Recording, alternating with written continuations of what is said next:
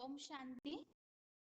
भगवत गीता श्लोक क्लास में आज के टेस्ट के लिए श्लोक नंबर है 18वें अध्याय का 12वां श्लोक, अध्याय 18 का श्लोक नंबर 12 और 14वें अध्याय का 25वां श्लोक, अध्याय 14 का श्लोक नंबर 25। पहले तो श्लोक संबंधित पॉइंट्स बताइए।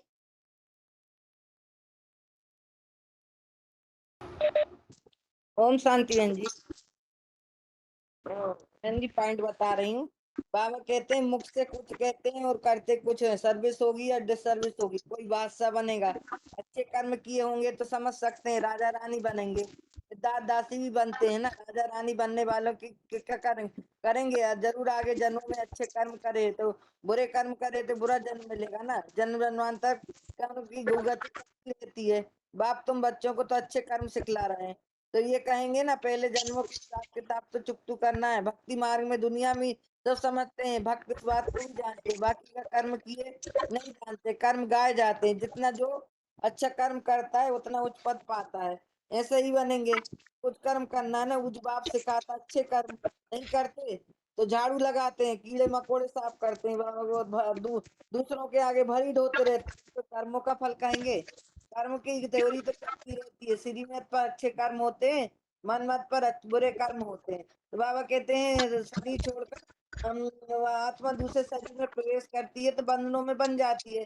कर्म बंधन में लेप छेप लगता है, आत्मा को लगता है ना। संस्कार तो हर आत्मा में जाता है, कर्मों का फल है। अगले जन्म में लूला लंगड़ा अंधा होता है, शरीर में जन्म लेते हैं। जरूर कहेंगे पढ़ा पास्ट जन्म में कर्म अच्छे कर्म नहीं करे तो पास्ट शरीर ऐसे कर्म किए तो पास्ट जन्म में अच्छे बुरे कर्मों का फल मिलता है। अच्छे बुरे का कर्म का फल जैसा कर्म करते हैं वैसा अगले जन्म में मिलता है। मैं श्लोक पढ़ रही हूँ। ये हाँ बार बार अनिष्टम इष्टम मित्र मित्र मिश्र च त्रिविध कर्मणा फलम भवती अत्यागिना प्रत्यम नातु सन्यासीना कंचित। जी 14वें का भी पढ़ रही। 14वें का 26। हाँ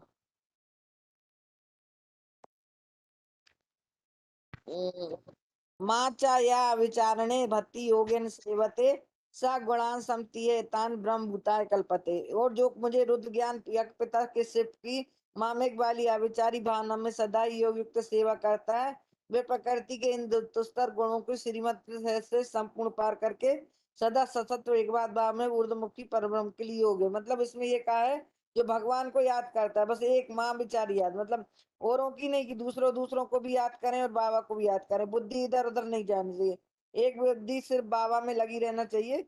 जब बाबा में एक अविचारी याद हो जाएगी तो तुम्हारे पाप कर्म कटेंगे। यदि अविचारी याद या नहीं होगी तो तुम्हारा पाप नहीं कटेंगे। तो किसको याद करना? सदा सतत एकमात्र ऊर्ध्वमुखी पर ब्रह्म। पर ब्रह्म माने साकार में निराकार को याद करोगे तो तुम्हारे सहज सहज पाप कट जाएंगे। ओम शांति। ओम ओम आगे शांति। बताइए। हाँ जी। ओम शांति। श्लोक पढ़ रहे हैं। माम च य अव्यभिचारिणो भक्ति योगेन सेवते सगुणान् समतीत्य एतान् ब्रह्मभूताय कल्पते। तो इस श्लोक का जानने का कारण है कि जब बताया कि जो हमें 3 गुणों से पार जाना है और ये जो प्रकृति के 3 गुण है उस 3 गुण को हमको पार जाना है, तो बाबा मूल में बताते हैं कि कैसे तुम 3 गुणों से पार जाओगे ना। अपने देहभान को जितना तुम विनाश करोगे और जितनी आत्मिक स्थिति में स्थिर रहोगे उतना ही तुम्हारा जो है सत्व गुण बढ़ा हुआ है। तो आत्मिक स्थिति में स्थित होने के लिए जो महावाक्य है उस महावाक्य की मनन चिंतन करना और ज्ञान की गहराई में जाना, उसके बाद ही आत्मिक स्थिति आ सकता है। इसीलिए बताते हैं कि तुम बच्चे आकारी और निराकारी स्टेज में टिकने के लिए 1 सेकंड लगता है।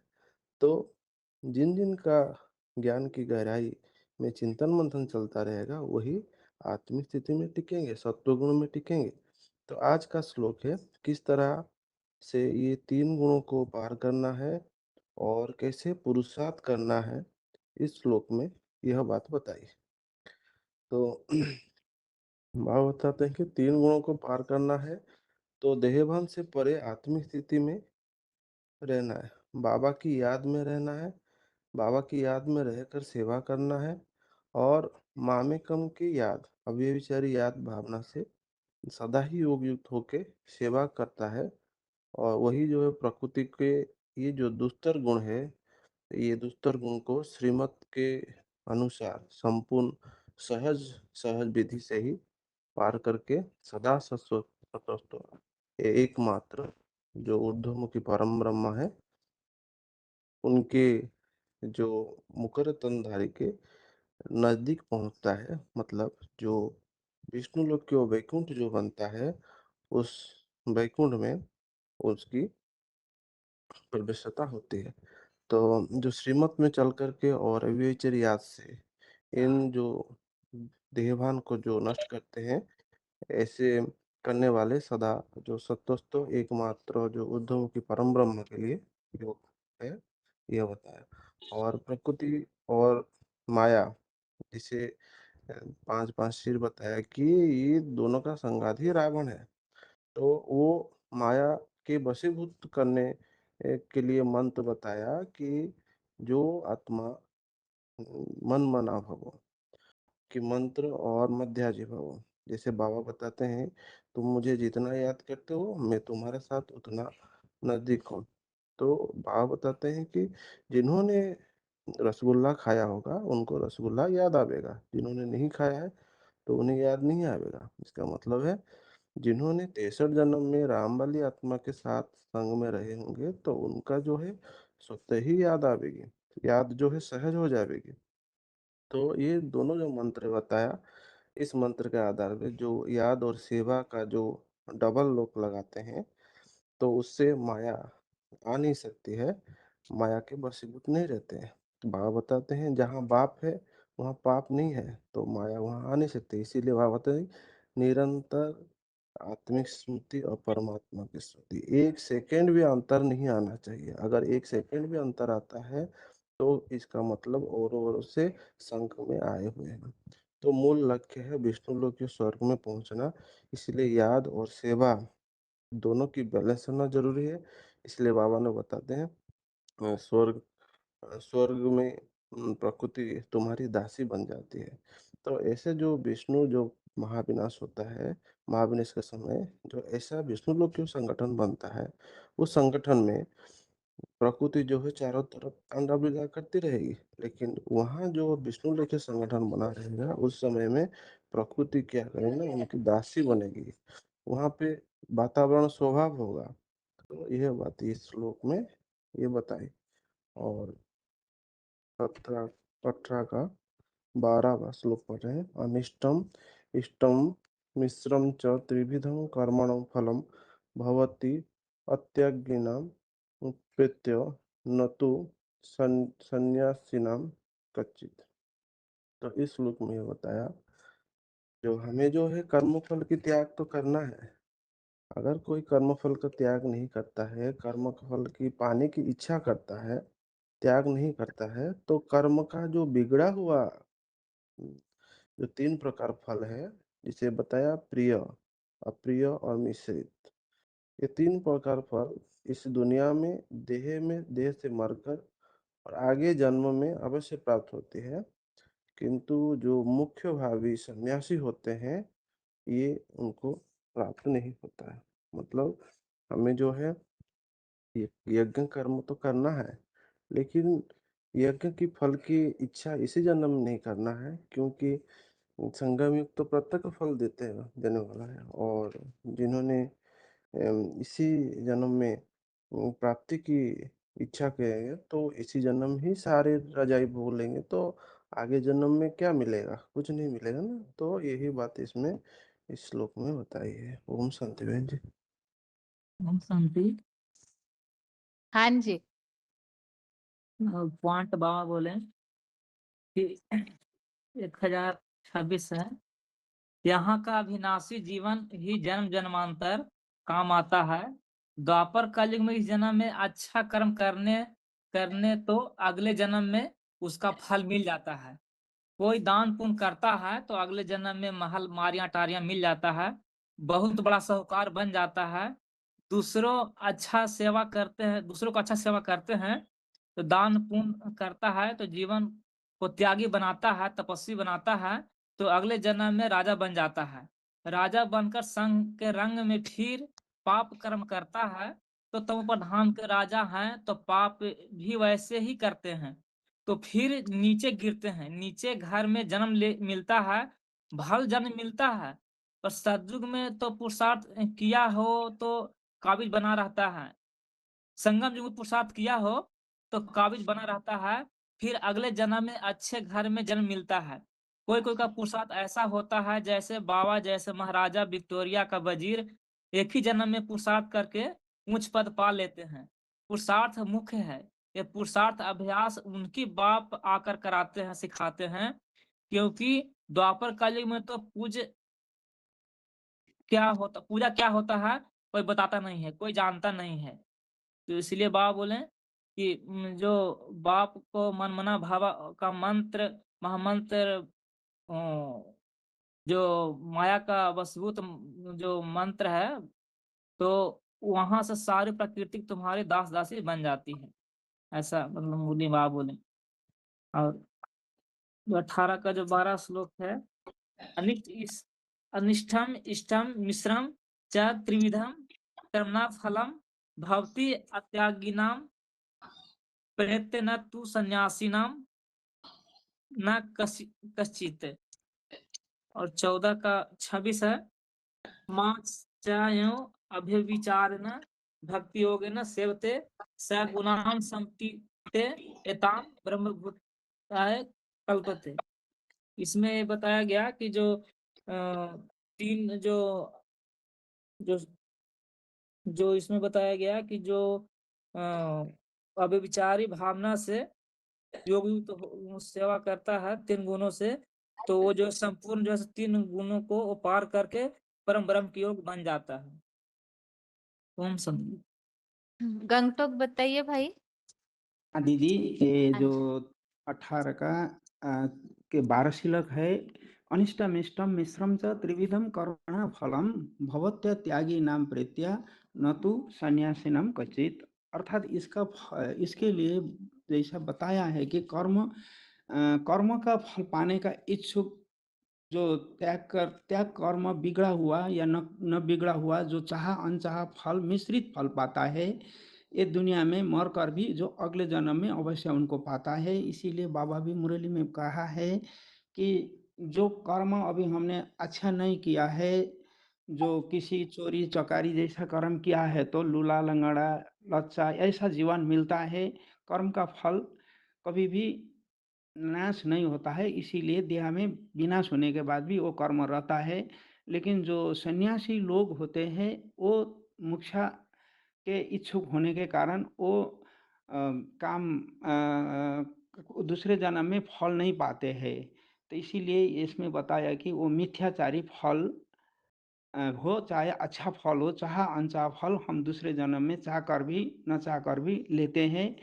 लेकिन बाबा कहते हैं कि जो यज्ञ सेवा में सबकी कल्याण की भावना से सेवा करना है, जो यज्ञ सेवा है वो तो करना है, लेकिन जो फल की इच्छा नहीं करना है, सबसे बड़ा त्याग करना है फल की। जो इस जन्म में फल की त्याग करके सेवा करेंगे तो जन्म जन्म सुखदायी फल मिलता है। दीदी यही बताने थे। ठीक है, अभी और भी फोन अनम्यूट किए हुए हैं। एक तो 14वें अध्याय का, ठीक है। एक तो 24,548 कोचीन, इंदौर, जगराव, सभी के फोन अनम्यूट है। और 14वां अध्याय जो अभी पूरा हुआ है उस संबंधित प्रश्न है। जी 812478 आप सभी के फोन अनम्यूट है। और प्रश्न ये है अभी कि 14वें अध्याय में बात ऐसे आई है, गुने न विचाल्यते, मतलब गुणों से हिलता नहीं है। तो ये बात किस प्रसंग में और क्यों बताई हुई है? गुणों से हिलना नहीं मतलब क्या, और किस कारण से नहीं हिलता है? बताइए, कोचिन बताइए। हाँ, गुणों से हिलना इसलिए नहीं है क्योंकि आत्मा जो है वो जन्म मरण के चक्कर में आते हैं। तो जन्म मरण के चक्कर में क्यों आते हैं? जो कर्म गति जो है वो गुहिर है। तो कर्म गति को सही समझने के लिए आज बड़े बड़े न्यायाधीश भी चक्रा में आ जाते हैं, क्योंकि वो इतना तीव्र है।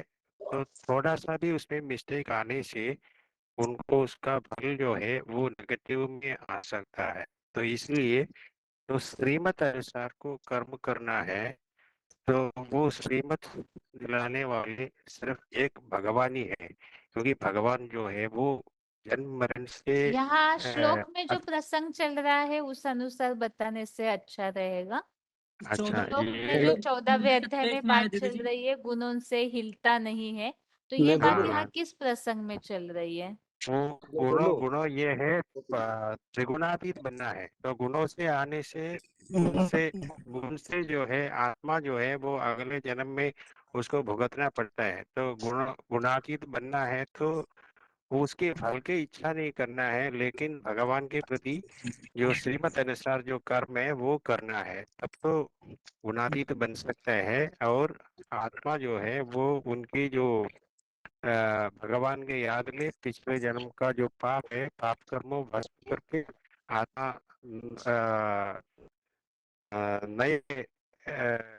नए दुनिया में नए तरह उसके प्रभाव में पूरे प्रभाव में आ सकते हैं, सुख और शांति में आ सकते हैं। इसलिए गुणों से हिलने से तो इसी दुनिया में रह सकते हैं, गुणों से न हिलने से भगवान के प्रति अपने कर्म करने से हम गुणों से हिलता नहीं है। तो आत्मा जो है अटल अटल निश्चय बुद्धि बनकर तो भगवान के प्राप्त कर सकते हैं। अनिश्चय बुद्धि विनश्यते, ऐसे बोलते हैं। 26,285 और 24,548, आप दोनों में से कोई बताइए कि ये जो गुणों से हिलने या हिलाने की बात जो है ना, और कोई अध्याय में भी बताई हुई है? प्रकृति के 3 गुणों से जो चलते हैं, प्रसंग अलग है वहां पे, तो अलग अलग बातें हैं। यहाँ है कि किसी के प्रकृति से मतलब देहभान में कोई कर्म करता है तो खुद हिलता नहीं है। और एक प्रसंग ऐसा चल रहा है, पिछले कोई अध्याय में ऐसा श्लोक है कि कोई अगर गुणों से प्रभावित होकर कर्म कर रहा है तो उसे हिलाना नहीं चाहिए। अगर याद है तो बताइए ऐसा कोई श्लोक, और किसी को भी याद है तो बताइए। हाँ मैं बोल रहा हूँ। तो ये जो प्रकृति का 3 गुण है, 812 बताने दीजिए, 812 बताइए। सत्व रजत तमो गुणा इति प्रकृति संभवा निबद्धन्ति महाबाहो देहे देहिनमव्यये। 14-20 में आया है, गुणानीनातीत्य त्रीन् देहि देहिनमव्ययम् जन्म मृत्यु जरा दुःखै विमुक्तो मामश्नुते। और उदासीनो गुणैर्यो न विचार्यते गुणावत्यंत इत्येव यो अवतिष्ठते लिंगते। और भक्तिमार्ग में एक अच्छा श्लोक है, गुणातीता परमात्मा अनुसंधानम गते न शोको भविष्य न चिंतयेत् उदासीनमपि प्राप्ते जीवन मुक्तस्य लक्षणम्। साक्षी दृष्टा की स्टेज पर आने से वो जीवन मुक्ति को प्राप्त कर लेता है, 3 गुणों से पार हो जाता है। ओम शांति बहन जी। हाँ जी। हाँ, ये जो विचलित तो होना कथा बात चलता है, ये विचलित बारे में ये तो 14 अध्याय का 23 श्लोक में है। उदासीनवत आसीन गुणैर्जो न विचाल्यते गुणावर्तन्ते इत्येव जो अवतिष्ठति नेंगते। फिर भी ये एक श्लोक याद आता है 3 अध्याय का 29 नंबर श्लोक में, प्रकृते गुण संमूढ़ा अज्ञाते गुण कर्मसु तान कृष्ण विद मंदान कृष्ण बिन न विचालयत। अर्थात ये त्रिगुणमयी प्रकृति के गुण से भ्रांत हुए लोग गुण से उत्पन्न कर्म में आसक्त हो जाते हैं। उन अधकचरी समझ वाले मंदबुद्धि लोगों को संपूर्ण ज्ञानी विचलित न करे। ओम शांति। हाँ ठीक दीदी, 3 का हम 29 ये में बता सकते हैं क्या, समझाना चाहते 4 हैं। का 13, 4 का 14 बता सकते हैं? चातुर्वर्ण्य प्रकृति में गुण समड़ा एक सरस्वती मिनट सुमड़ा। रुकिए राहुल भाई, कोई बता रहे उनकी बात नौ होने नौ दीजिए। नौ नौ का 9 में भी है ना दीदी? बताइए 9 के 9 24,548, आप अपनी ये बात पूरी 3 का कीजिए 29 भाई। ये बहन जी मैं तो समझाने की चाहता था। ये हम्म प्रकृति गुण समड़ा सरस्वती गुण कर्मसु तान अकृष्णवित् मंदान कृष्णवित् न विचल्यते विचल्यते। ये त्रिगुणमयी प्रकृति से गुण भ्रांत नर दैत्यवादी द्वापर से दैहिक गुण कर्म में आत्मा को भूल आसक्त हो जाते हैं, तो अधोकचरी समझ वाले मंदबुद्धि लोगों को तो संपूर्ण ज्ञानी विचलित ना करे। ठीक है, गंगटोक आप क्या बता रहे हैं भाई? दीदी जो 9 का 9 में भी है ना, न च मम तानि कर्माणि निबंधन्ति धनंजय उदासीन आसीनः असक्तम तेषु कर्मसु। और जो भी ज्ञान धनंजय अर्जुन वे कर्म में सदा शिव ज्योति रूप में स्थित अकर्ता को उदासीन समान अभोक्ता रहने वाले को पतितम कामी कांटा रूप तन में भी नहीं पाते, क्योंकि वो कर्मों में सदा देहाभान रहित विदेही निराकारी से बना सकता हूँ, ऐसा बताया था ना उसमें। ये भी तो है ना, त्रैगुण्य विषयो वेदा निस्त्रैगुण्यो भवार्जुन अर्जुन नित्य सत्वतो आत्मवान, ऐसे करके भी है ना, जो वेद उपनिषद ये तीन गुणों के बारे में बताते हैं, लेकिन भगवान जो है उस गुणों से भी परे। हेलो, आप बात पूरी कीजिए, बात समझ में नहीं आया, आप क्या बताना चाहते हैं? ये प्रकृति का 3 गुण है, सत्य हाँ रज तमो गुण। तो ये इसके बारे में तो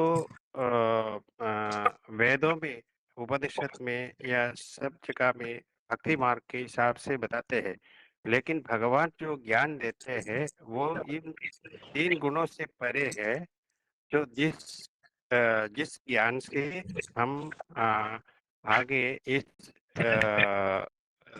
विषय वैतरणी नदी को पार करके हम आत्मा जो है वो प्रभावित होके नई दुनिया में सुख शांति का अनुभव कर सकता है।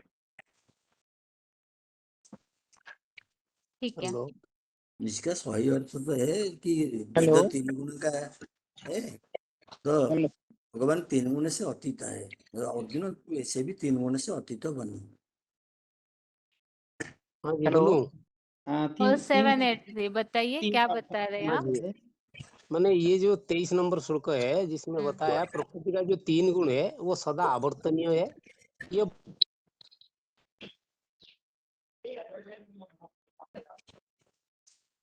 क्या आएगा ही आएगा, इसको नोबडी कैन स्टॉप, इसको कोई रोक नहीं सकता। ये सिचुएशन पूरा अनादि अविनाशी है।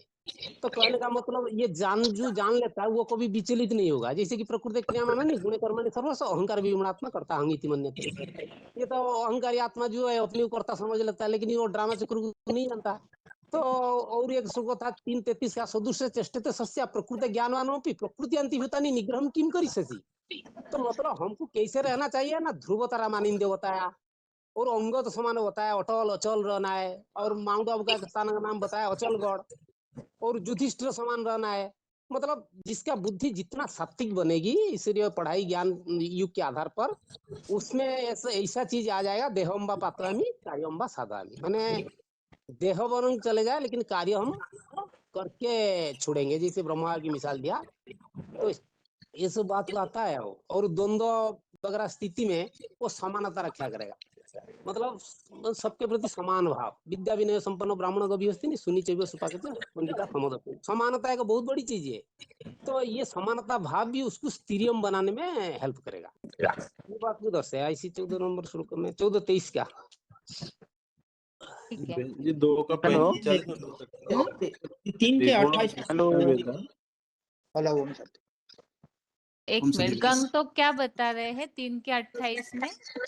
हाँ वो बोला ना, तत्वित्तु महाबाहो गुण कर्म विभागयो गुणा गुणेषु वर्तन्त इति मत्वा न सज्जते, अर्थात इसका बताया है। किंतु एक जगह पर गुण व कर्म के विभाग का तत्व जानने वाला गुण गुण में आवर्तन करते हैं, ऐसा समझकर कभी आसक्त नहीं होता। उत्तम संगम युग में जो शिव बाबा ने प्रकृति और शरीर वो के कहते गुण हैं का कि ज्ञान अनुसार जैसा गीता 3:27 और 4:13 में भी इसका वर्णन किया। पानी की माड़ी है। 24,348 हेलो आप क्या बता रहे हैं? एक मिनट ढेंकानल भाई, 1 मिनट। हाँ, यस्मात् न उद्युजते लोको लोकान् न उद्युजते च यः हर्षामर्ष भयोद्वेगी मुक्त स यः स च मे प्रिय। ये हो सकता है कि बाहर का कोई भी उनको इफेक्ट नहीं पड़ेगा। ठीक है। हाँ जी, 8083 बताइए, आप क्या बता रहे हैं?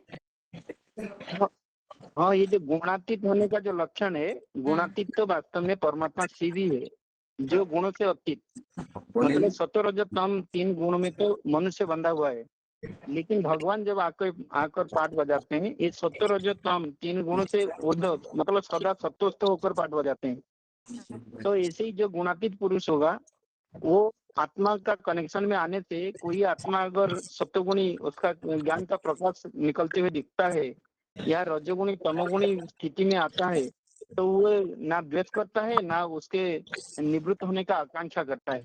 तो इसलिए वो विचलित नहीं होता। जैसे शिव साक्षी दृष्टा होकर काम करते हैं, कोई भी आत्मा के प्रति आकर्षित नहीं होते हैं, ऐसे ही वो साक्षी दृष्टा बनकर मायावी गुण आपस में बर्तन कर रहे ऐसे समझकर एक सत्वस्थ स्थिर रहता है। ऐसे ये 3 अध्याय का 29 नंबर में भी बताया कि जो ज्ञानवान का लक्षण और राग-द्वेष से रहित होकर कर्म करने के लिए प्रेरणा। जो ज्ञानवान होगा वो संपूर्ण ज्ञान को धारण किया होगा, राग और द्वेष में नहीं आएगा। उसके लिए क्या ये बताया ना, प्रकृति गुण सम्मूढ़ सज्जते गुण कर्मसु तान कृष्ण विदुवंदन कृष्ण भी न विचार लेते। मतलब प्रकृति के 3 गुण का अधीन होकर आत्मा कर्म कर रहा है। इसलिए किसी के प्रति हमको जो मन बुद्धि वाले लोग है गलत काम करते हैं, जो संपूर्ण ज्ञानी है उसके प्रति विचलित नहीं होना है। वो सब कुछ देखते हुए क्षेत्रज्ञ का ज्ञान उसको होता है।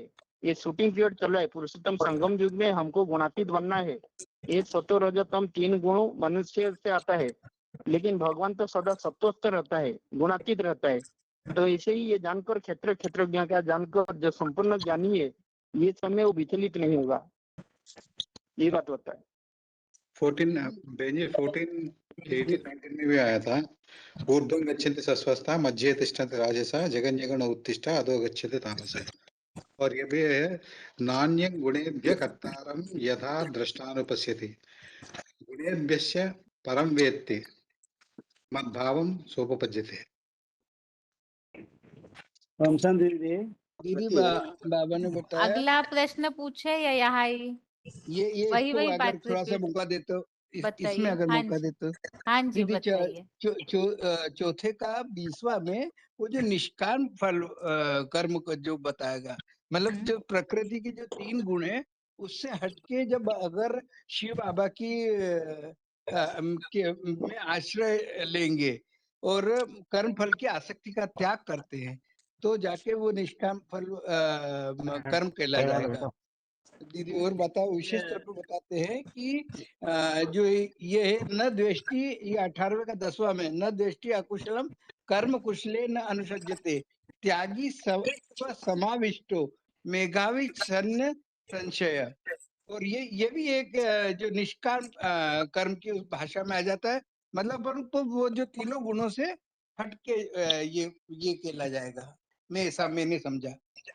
ये जो माँ वो प्रकृति के माता का 3 गुण है। इसमें बताया है, और जो मुझ रुद्र ज्ञान यज्ञ पिता शिववती मामेकम वाली अविवेचनी भावना से सदा ही युक्त सेवा करते हैं, वो प्रकृति के 3 गुणों से को श्रीमत से सहज संपूर्ण पार करके सदा सतस्थ एकमात्र उद्योग परम ब्रह्म के लिए योग्य है, इत्यादि बताया है।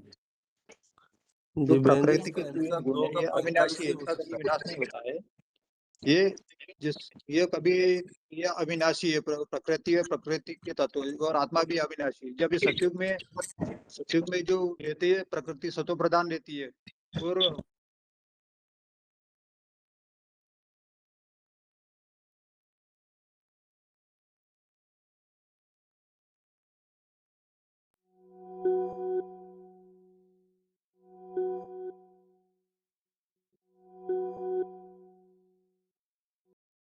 तो इन तीन गुणों को पार कर सकते हैं। अगर श्रीमत पे नहीं चलेंगे तो निर्वाण में फंस करके रह जाएंगे और तीन गुणों को प्राप्त नहीं कर पाएंगे। तो इसलिए आत्मिक स्थिति में रहना जरूरी है, क्योंकि आत्मिक स्थिति में रहेंगे तो इन तीन गुणों को पार करके हम विष्णु लेके वैकुंठ में जा सकते हैं। अभी एक एक शब्दों में उत्तर दीजिए, सिर्फ विस्तार में जाने से बहुत टाइम जाएगा। एक शब्द में ही केवल बताइए जो प्रश्न पूछा जा रहा है। यह श्लोक में बात चल रही है सात्विक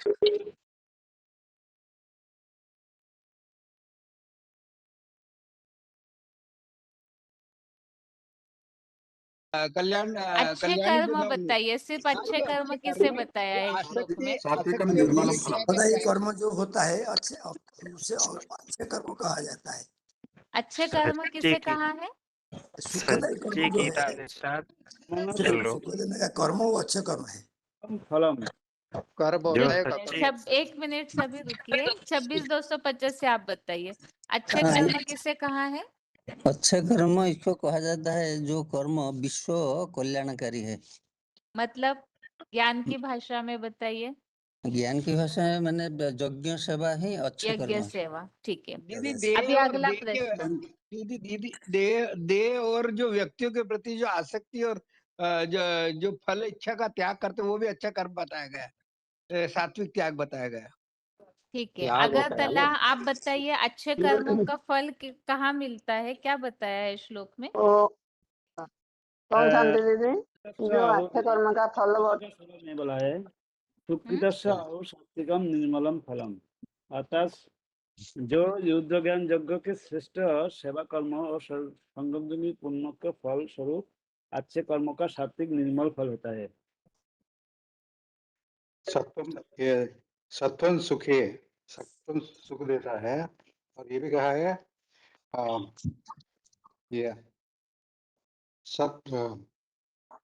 ये सत्वगुण भी ज्ञान को वृद्धि पाता है। और दीदी नारकी संसार की सब परिस्थितियों में आत्मजयी होगा तो वो उसको सिद्धि प्राप्त होगी। एक मिनट थोड़ा मेन जो प्रश्न चल रहे हैं वो लिंक पूरी होने दीजिए। सत्वात् संजायते ज्ञानम। आगे अगला प्रश्न है 24,348 और 24,548। आप दोनों के लिए प्रश्न है। श्लोक में बात चल रही है लालसा अशांति की, इसका कारण क्या बताया है? ये लालसा आसक्ति ये तो रजोगुण से पैदा हो जाता है। किस कारण से? रजोगुण में ऐसे क्या है जिस कारण लालसा और अशांति आने लगती है? के कर्म जो वो लालसा आसक्ति बढ़ा देता है, लोभ लालसा आसक्ति बढ़ा देता है। ठीक है। 24,348 आप बताइए। 16वें अध्याय में जो बात आई है उसके लिए 14वें अध्याय में भी प्रसंग चल रहा है, मूढ़ा जन्मनी जन्मनी। तो इससे मिलता जुलता यहाँ 14वें अध्याय में कौन से प्रसंग में समझाया हुआ है?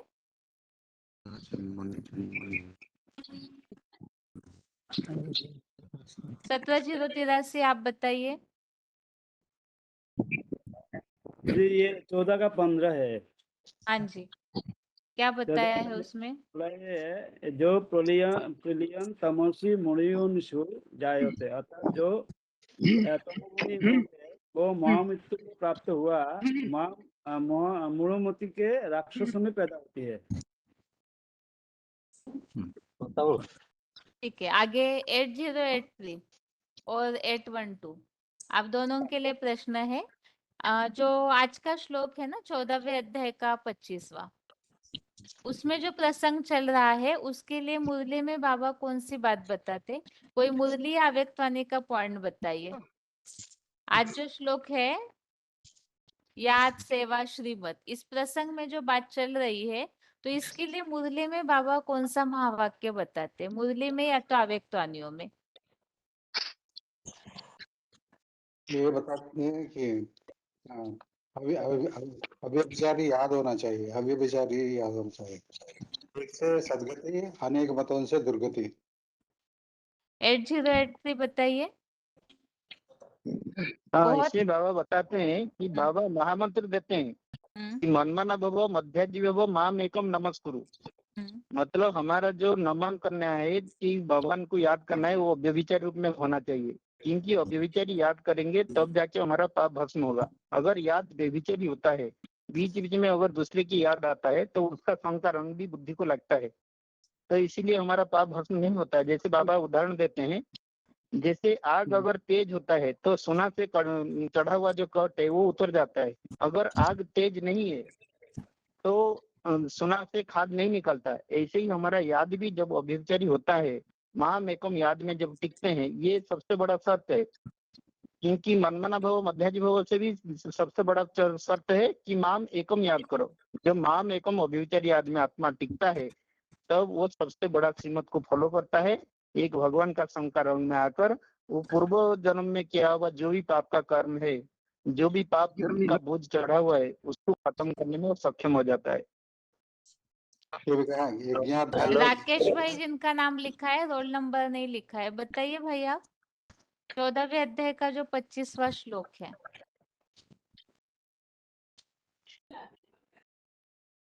आगे 4783 बताइए। हाँ जी, जो पावरफुल आत्मा वो कभी किसी से प्रभावित नहीं होगा। उसका एक निशानी है, वो एकरस अवस्था में सदा कायम रहेगा। तीसरी चीज ये, उसके अंदर समदृष्टि भावना रहेगा। माने जैसे कि मैंने सर्वभूतस्थ आत्मा सर्वभूतानि चात्मानि इच्छति युगेतात्मा सर्वत्र समदर्शिन। और वो बाहरी स्थापना 13,809।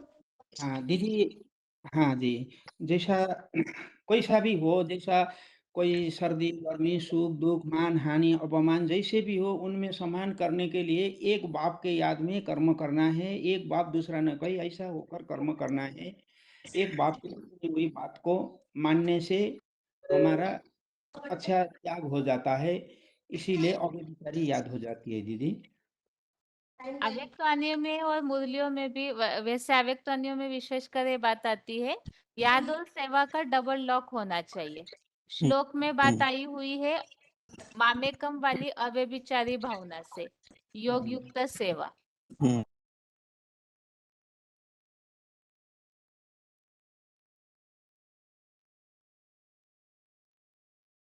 हमको परेशान नहीं करेगी।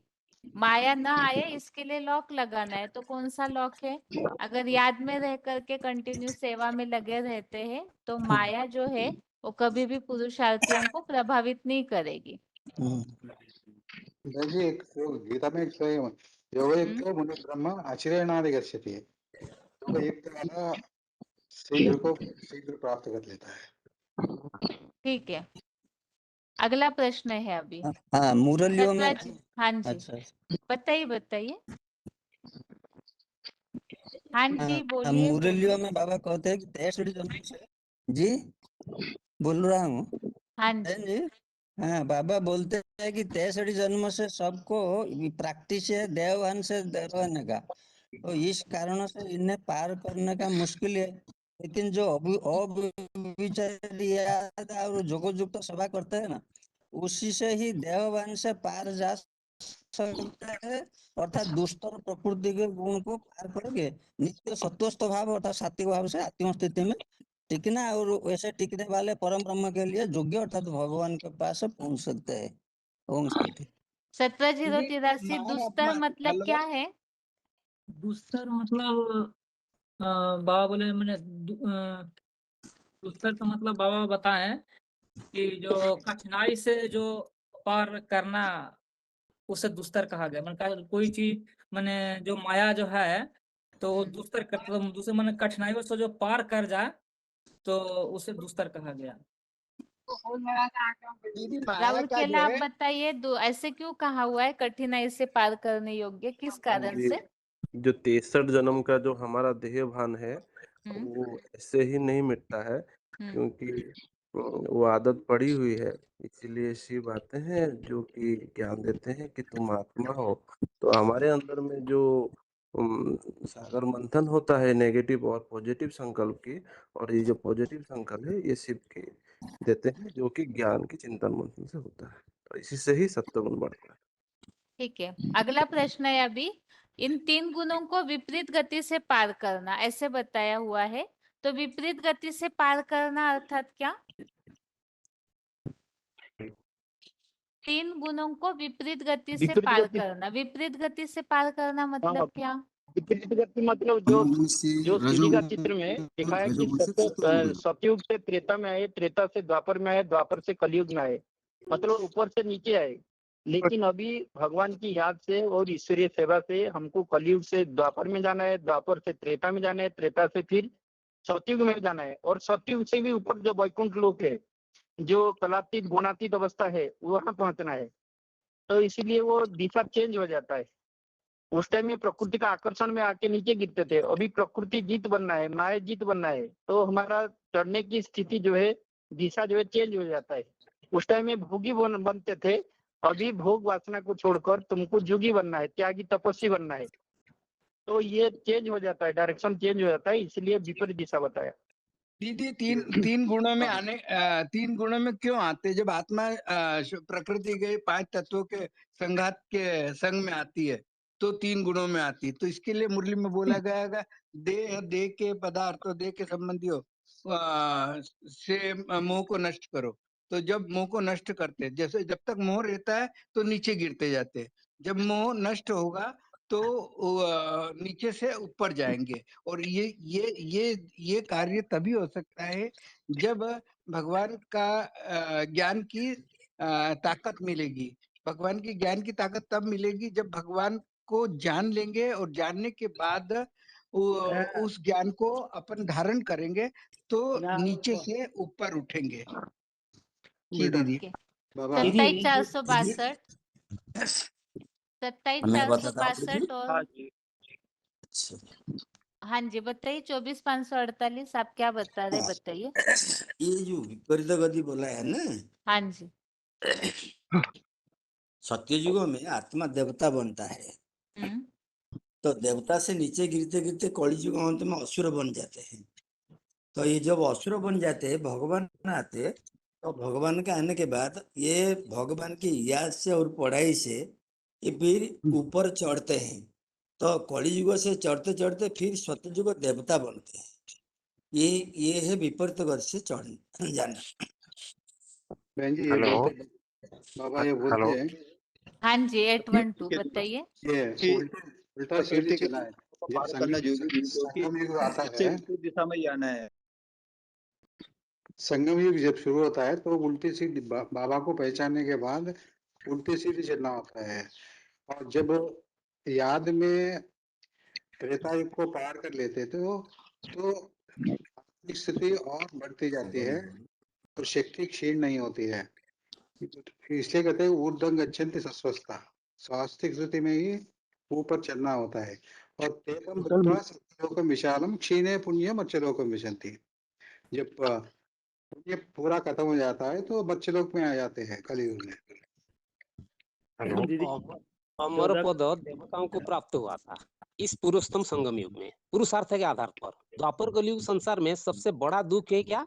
जन्म, मृत्यु और बुढ़ापा।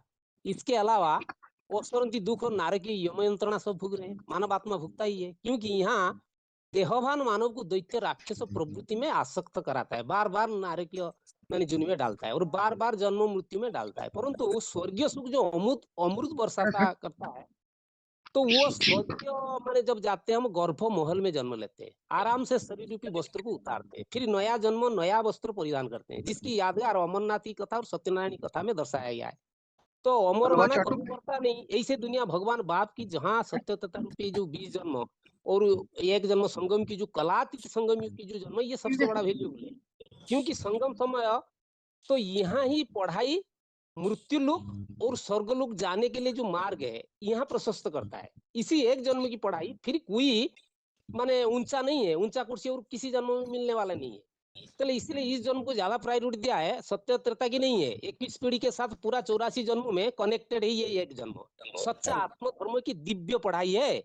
इसीलिए भगवान बाप संगम पर आते हैं और तीनों गुण के आधार पर जो नीचे गिरी हुई सृष्टि को ऊपर सीढ़ी चढ़ाना सिखाते हैं। अभी वही प्रक्रिया चल रहा है। तो मतलब आयरन कॉपर को क्रॉस करके जब हम सिल्वर एज में पहुंचेंगे तब कर्म इंद्रिया हमारा शांत हो जाएगा। जो अभी कर्म इंद्रिया में डिस्चार्ज हो रहा है वो दुख देने वाली इंद्रिया का दरवाजा सब बंद हो जाएगा। ये मैंने अपनी अपनी पुरुषार्थ चलन के आधार पर हम जांच कर सकते हैं हम कौन सी एज तक अभी पहुंचे हैं। स्वर्ग का सीढ़ी माना डिस्चार्ज स्वप्नों में भी कभी नहीं होना चाहिए। मैंने ये बात की निशानी पहचाना दिया है। दीदी 15वें अध्याय का चौथा श्लोक में जो दिख रहा है कि ये तत्पदम तत् परिमार्गितव्य यस्मिन् गता न निवर्तन्ति भूय तम एव च आद्य पुरुषम प्रपद्ये यत प्रवृत्ति प्रसुता पुराणी। माने कि जब उस जो परम पुरुष है उसकी शरण में जाएंगे तो जो नीचे गिरना बंद हो जाएगा और फिर अपन जो नर निर्मित नरक में वापस नहीं लौट पाएंगे। वही वो जो जिसका कि प्रश्न में था कि विपरीत गति से ऊपर जाना है, चढ़ती कला बनेगी, ऐसा मैं समझ रहा हूँ। हेलो। दीदी हाँ जी, क्वेश्चन बताइए, आप क्या बता रहे? आत्मा जो है वो ऊर्ध्व गति और अधोगति, ये दो चीजों में शुरू से लेके एंड तक परिक्रमा करते हैं। तो एक बार इस दुनिया में आने के बाद आत्मा जो है वो फिर स्वर्ग में या उस स्थिति में नहीं जा सकता, क्योंकि आत्मा भोगी है। तो भोगी होते होते आत्मा अनेक जन्मों ये 84 जन्मों के चक्र में घूमते फिरते अंत में आके पतित बनते हैं। तो उस पतित को पावन बनाने के लिए भगवान आया है। भगवान बताते हैं मेरे याद और मेरे याद में जो सेवा, इसके जरिए तुम्हारे अंदर जो भिन्न भिन्न प्रकार के जो पाप करने वाले कर्मों के फल चढ़ा हुआ है, उसको धीरे धीरे योगाग्नि में या यादाग्नि में उसको भस्म करके आत्मा जो है प्योर बन जाता है। जैसे गोल्ड तीव्र अग्नि में जाके अपने पूरे प्रभाव में आ जाते हैं, वैसे आत्मा जो है प्रभावित होके ऊर्ध्व गति में आपको जो आत्मा का स्वधर्म है, तो उस धर्म में टिकते हैं तो वो सुखधाम, फिर सुखधाम से पहले शांतिधाम जाएंगे, फिर वहां से सुखधाम जा सकते हैं।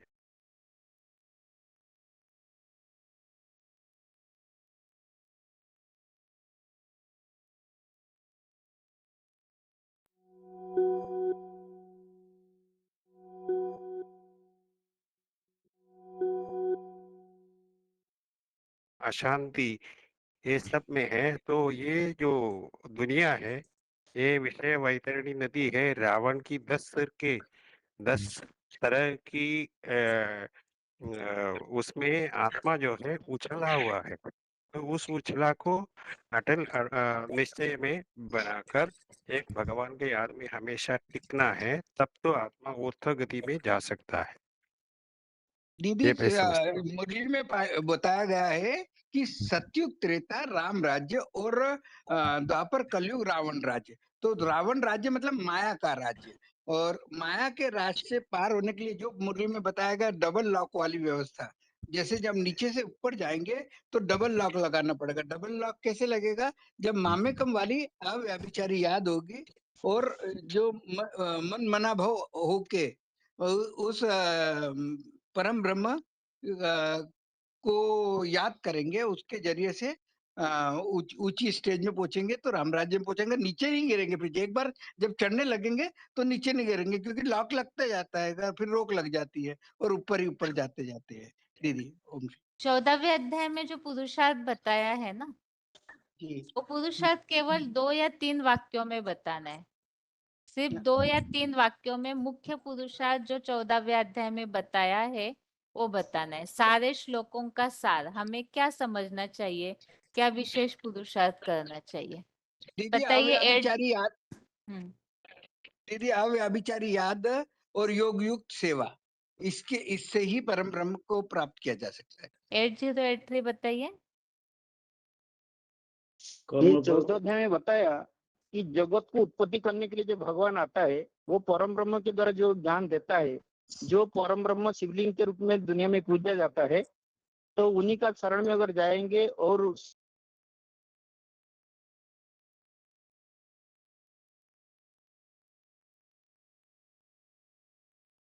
सत्वरजतम 3 गुण जो प्रकृति से आ रहा है, ये 3 गुण से परे होकर हम प्रकृति जित बन सकते हैं और वैकुंठ का सुख को, अतीन्द्रिय सुख को प्राप्त कर सकते हैं। क्योंकि जो सत्वरजतम 3 गुण है ये इंद्रियों के साथ सुख है, वो इंद्रिय सुख भोगने से आत्मा नीचे गिरता है और परमात्मा की याद में टिक कर जब इंद्रिय सुख को त्याग कर परम ब्रह्म का समीप पहुंचेगा तो अतीन्द्रिय सुख वैकुंठ लोक का अनुभव कर सकता है। यही हमने समझा। ठीक है। हेलो, मैं बताता हूँ दीदी, हाँ जी। ये जो 14 का 20 का सार में सर्वश्रेष्ठ जो कि अद्वितीय ज्ञान। पुरुषोत्तम संघ में स्टारवत बिंदु आत्मा देह से पैदा होने वाले इन 3 क्रमिक सत्वादि गुणों को विपरीत गति से पार करके जन्म मृत्यु बुढ़ापा आदि ढेर सारे दुख से अच्छी तरह मुक्त हुआ दैव देवों के कलातीत एक जन्म कलाबद्ध 20 पीढ़ियों में अमर पद को भोगता ये है। ये जो 14 अध्याय का सार होता है। हेलो, हाँ, हाँ भगवान जी। के द्वारा जो क्षेत्र और क्षेत्रज्ञ का ज्ञान माने ज्ञान पहले दिया गया था, उस ज्ञान को हमने जानकर जो मनन चिंतन मंथन से मुनि लोग हैं वो सीधा वैकुंठ माने धाम को जाते हैं। तो ईश्वरीय ज्ञान की माने कितना पराकाष्ठा है इसमें पहले तो श्लोक में दर्शाया गया है। उसके आधार द्वारा हमको ये त्रिगुणमयी सृष्टि के बारे में जानकारी मिलती है कि ये त्रिगुणमयी सृष्टि जो है वो मनुष्य आत्मा को चाहे स्वर्ग दुनिया हो या नरक की दुनिया हो वो माने बांधता है। बंधन किसको अच्छा नहीं लगता। स्वाधीनता जीवन सबको पसंद है, चाहे किसी में डालो, किसको बंधन में डालो उसको कभी अच्छा नहीं लगेगा। तो भगवान जो है सदा स्वाधीन है, सदा सात्विक स्टेज रहता है, माने गुणातीत है। तो आया है बच्चों को आप समान बनाने। शिव बाबा का विरुद्ध क्या है, मैं तुम बच्चों को आप समान बनाने आया हूँ। तो 3 गुण का अधिकृत जानकारी जिसको हो जाता है तो ये माने सत्वगुण का क्या प्रभाव है, रजोगुण का क्या प्रभाव है, तमोगुण का क्या प्रभाव है। जब प्रभाव को हम पूरी तरह जान लेते हैं तो हमको गुणातीत बनने के लिए इजी हो जाता है, रास्ता प्रशस्त हो जाता है और इजी हो जाता है। इसीलिए भगवान ने ये बारे में तो डिटेल बताया है, तो इसको साथ में रख सकते हैं। हेलो बहन जी, हेलो बहन जी। 26,285 बताइए। हाँ हाँ, ये गीता का 2 अध्याय 45 श्लोकों में भगवान अर्जुन को बोला था कि त्रैगुण्य विषय वेदा निस्त्रैगुण्य भवार्जुन निर्द्वंद्व नित्य सत्वस्थ निर्जोक्षम आत्मवान। ये है टोटल गीता का सार बात। माने भगवान अर्जुन को क्या होने के बताया था, आत्मवान होने के बताया था। ये है चरम लक्ष्य। इससे निर्जोक्षम भी बनाने के लिए भी व्यवस्था था और नित्य सत्वस्थ बनने के भी व्यवस्था था। अर्जुन ने ये बात को मानकर माने शिव समान नित्य सत्वस्थ बन तो गया। इसीलिए हमारा जो 15 का अध्याय का जो 5 श्लोक में है, निर्माण मोहाजित संग दोषा अध्यात्मिकता विनिवृत्त गामा द्वंद्वेर विमुक्ता सुख दुख संगैरी गच्छन्त मूढ़ा पदम अव्ययं तत्। ये है मार्ग। माने इसको फॉलो करने से जो मान मर्तबाहीन होने को पड़ेगा और आसक्ति दोषों से कुछ जितने ही पड़ेगा। तापर फिर अध्यात्म माने ईश्वरीय ज्ञान में लगा रहना होगा। फिर सांसारिक कामना से निवृत्त होने का होगा। फिर दुख सुख संग द्वंद्व से भी मुक्त होने का होगा। ये सब बात मोह रहित होने से हम भगवान के पास अर्थात शून्य संगम विष्णु पद को हम पास आएंगे। ये है 14 अध्याय का ये टोटल सारांश है। हेलो, हाँ जी। ये मुख्य पुरुषार्थ बताया है अव्यभिचारी भक्ति योग द्वारा रुद्र पिता का ज्ञान यज्ञ के मामेकम वाली अव्यभिचारी सेवा सदा योगयुक्त सेवा करके प्रकृति के दुस्तर गुणों को श्रीमत के सहज से पार करना सदा सत्वस्थ एकमुखी पर ब्रह्म की योग्य है। तो देहबान सेवा मान मर्तबा मिक्स सेवा अपवित्र याद और सेवा उसमें डबल लॉक लगाना है तो माया से जीतना है। तो मनमनाभव महामंत्र माया की वशीभूत करने के मात्र है ये यहाँ। तो सारी प्रकृति तुम्हारी दासी बन जाती है। ये बीसीडी में भी बोला हुआ है 1369 में। तो ये मुख्य पुरुषार्थ बताया है इसमें। हाँ जी, आगे 812। हाँ जी। इसमें 14:2 में इस पूरा सार बताया है। इदं ज्ञानम उपाश्रित्य मम साधन्यमागता स्वर्गोपि नोपजायन्ते प्रलयेन विदन्ति। प्रलय काल में भी वो सुखी रहता है। इसके लिए कर्म क्या करना है, गीता की संविधान तस्मात् शास्त्रम प्रमाणन्ते कार्याकार्य व्यवस्थित हो। ज्ञात्वा शास्त्र विधानोक्तम कर्म कर्तुमर्हसि। पूरा मुरली के आधार से ही वही हमारा प्रमाण है, उसी प्रमाण से अपने पुरुषार्थ भी उसी प्रमाण से ही करना है। ठीक है, 24,348 बताइए। ओम शांति। ये तो ज्ञान की महिमा को डीप से जाकर शिव बाबा की असली पहचान होने से शिव बाबा की प्रीत होगा। इस समय की महसूसता को भी समझना है, और अखंड ब्रह्मचर्य इज मस्ट। उसके बाद ही आत्मिक स्थिति पक्का होगा। आत्मिक स्थिति माम एकम याद करो, फिर यज्ञ सेवा, फिर श्रीमत का पूरा फलो, इसमें ही सत्वगुण बढ़ेगा। आगे गंगटोक बताइए। हाँ दीदी, जैसा इसमें आया है जैसा सुख दुख लाभ हानि जय पराजय से परे जाना है, निंदा स्तुति में भी नहीं रहना है।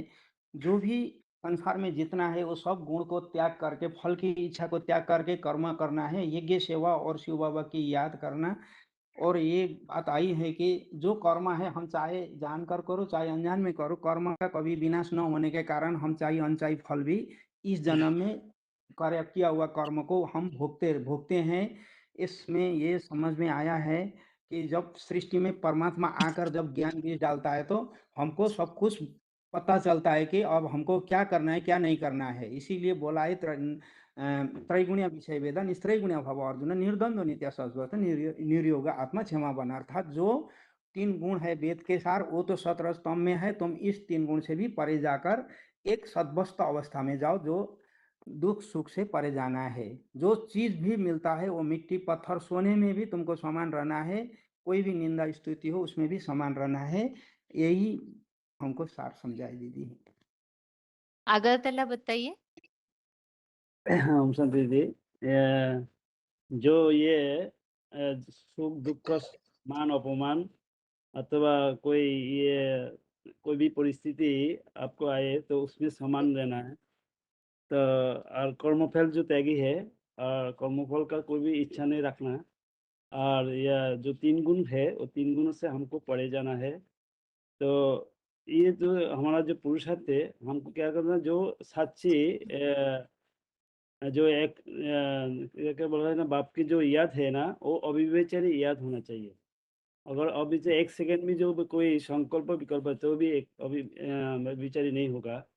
तो हमको किसी भी परिस्थिति आए तो हमको अविचारी याद से हमको पुरुषार्थ से पार होना है। अर्थात परम ब्रह्म को हमको याद से हमारा क्या संपूर्ण पुरुषार्थ होगी। ओम शांति। 24,548 बताइए।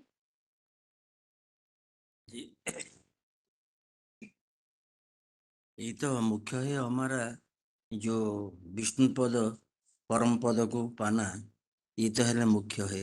इसलिए इसमें तो बताया है कि जो बताया कि त्रिगुण विषय वेद स्त्रीगुण भवर्जुन, ये भी 3 गुण से वेद 3 गुण का है। तो तुमको अर्जुन 3 गुण से परे नित्य सत्व गुण में जाना चाहिए बताया था। ये भी बीच में ये बताया है कि तुम इस संगम युग में देह से पैदा होने 3 गुणों को विपरीत गति से पार करके जन्म मृत्यु बुढ़ापा आदि सारे दुख से मुक्त होकर ये कलातीत पहला जन्म और कलाबद्ध 20 पीढ़ियों का अमर पद को भोगना चाहिए। आगे राहुल केला बताइए। जी, इसमें बताया कि जब विष्णु लोक वासी होने के लिए हमें जो है सत्य गुण को बढ़ाना है, और एक राग मतलब प्यार, और सबके प्रति बैराग होना जरूरी है। क्योंकि सारे जो है जैसे यज्ञ के आदि में जैसे छोड़ के चले गए तो अंत में भी सब छोड़ के चले जाएंगे, क्योंकि सब तमोगुणी है। तो इसीलिए एक बाप के प्रति राग रखना है, और सब साखी दुष्टा होकर के देखना है, और किसी से द्वेष नहीं करना है। जी ठीक है,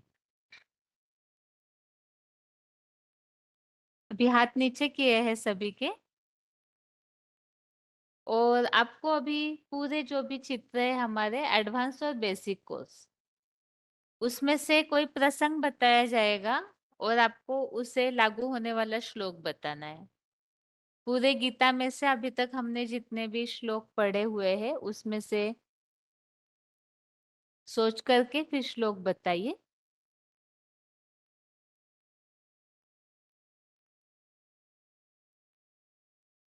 लक्ष्मी नारायण के चित्र में जो लक्ष्मी नारायण के आसपास प्रकाश दिखाया जाता है, जो ज्ञान प्रकाश बाबा जिसे बताते हैं, तो उसी प्रसंग में लागू होने वाला कोई श्लोक बताइए। लक्ष्मी नारायण के चित्र में जो आसपास प्रकाश दिखाया जाता है ज्ञान का, उस प्रसंग में लागू होने वाला श्लोक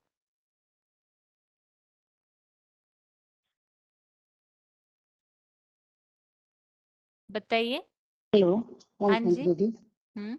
दीदी 14 का 6 जो तत्र सत्र निर्मलत्वात् प्रकाशकम अनामयम सुख संज्ञान वर्धनति ज्ञान संज्ञान ज्ञान। लक्ष्मी नारायण के चित्र में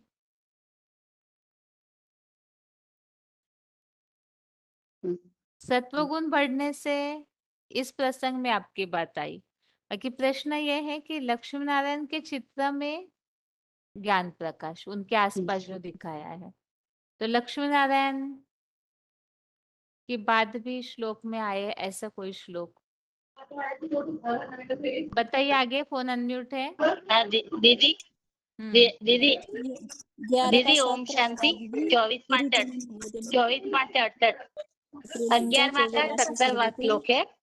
11 का 17वां श्लोक। दीदी बोलिए अहमदाबाद के माता जी, बार बार बोल तो रहे, उत्तर बताइए अपना।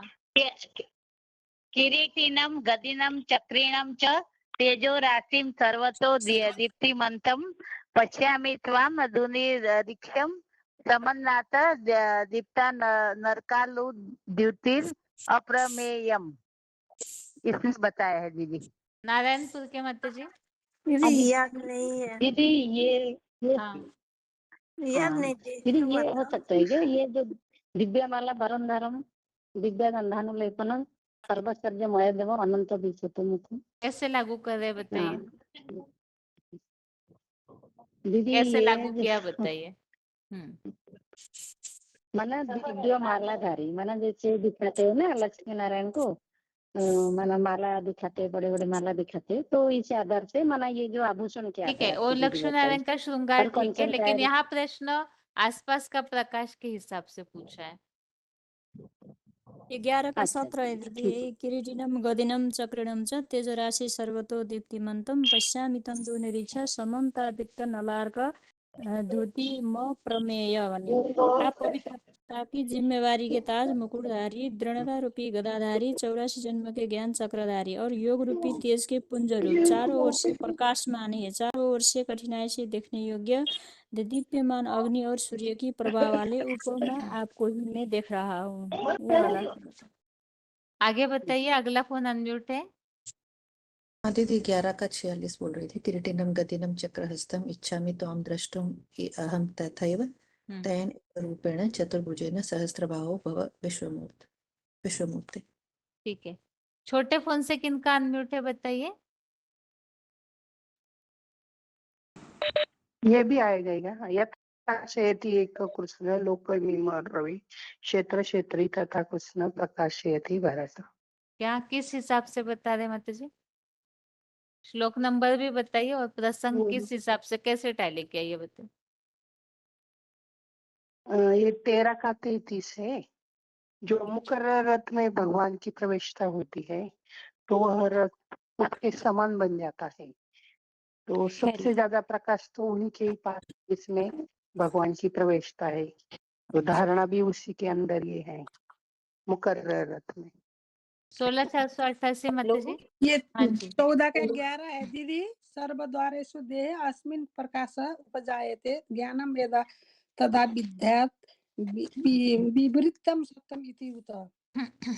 जब ये गंध छोड़ने वाली देह के सभी इंद्रियां द्वारों के एकमात्र सच्ची गीता एडवांस ज्ञान प्रकाश मंथन ये द्वारा बस सत्व गुण की निशानी के हिसाब से ठीक है माता जी। बाकी जो 11वें अध्याय में जहाँ प्रसंग चल रहा है वो श्लोक जिन्होंने बताए वो तो जो कोर्स का किताब है उसमें भी छपा हुआ है ये श्लोक। भुवनेश्वर कहते जी आप किससे बता रहे? दीदी हमसे वही 11 का 17 हुए किरीटिन है। गदिन चक्रिन वही 11 का 17 क्या बता रहे माता जी आप? बताइए हेलो। तेज से। हाँ हाँ हाँ जी।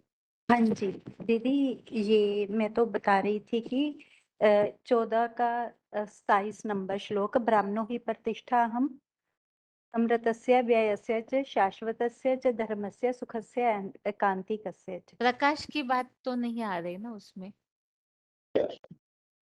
प्रकाश की भी आनी चाहिए फिर तो दीदी 11 का हाँ जी वही 14 का।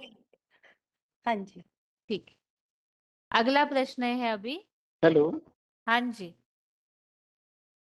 हाँ जी ये बताइए। 11 का 12 नंबर भी हो सकता है। कैसे? हाँ 11 का 12 नंबर हो सकता है। विधि सूर्य शास्त्र से भव्य जुगपद पूर्ति था, यदि आप सदृश भाषो तत्से महात्मा। आपने प्रकाश के बारे में बोला ना? हाँ सिर्फ प्रकाश, लेकिन उसमें ठीक है विराट रूप का प्रसंग चल रहा है इस हिसाब से ठीक है। बाकी नहीं, उसमें बोला ना एक साथ अगर 1000 सूर्य हाँ आकाश जी में दिखाई देता है, उसका जो प्रकाश का तेज होगा वो महात्मा का तेज के समान हो सकता है। हाँ जी ठीक है। आगे अगला प्रश्न है।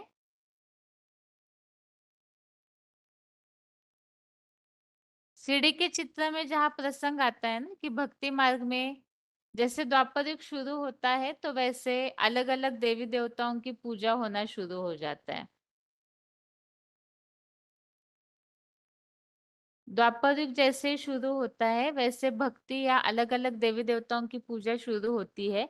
तो उसका कारण क्या है? यहाँ संगम युग में उस कारण को भी स्पष्ट किया जाता है, क्योंकि संगम युग में या तो जैसे कल्प वृक्ष के चित्र में कन्वर्ट होने की बात आती है, तो एक कन्वर्ट होने का प्रसंग जहाँ श्लोकों में आया हुआ है ऐसे श्लोक बताइए।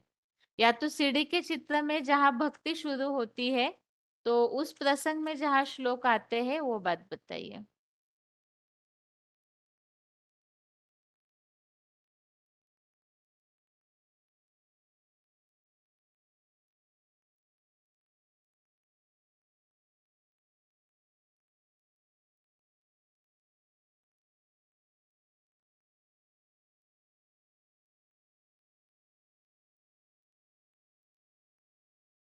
शांति 9 का 25 है। यान्ति देवव्रता देवान पितॄन् यान्ति पितृव्रता भूतानि यान्ति भूतेजा यान्ति मध्यजि अप्तिमाम।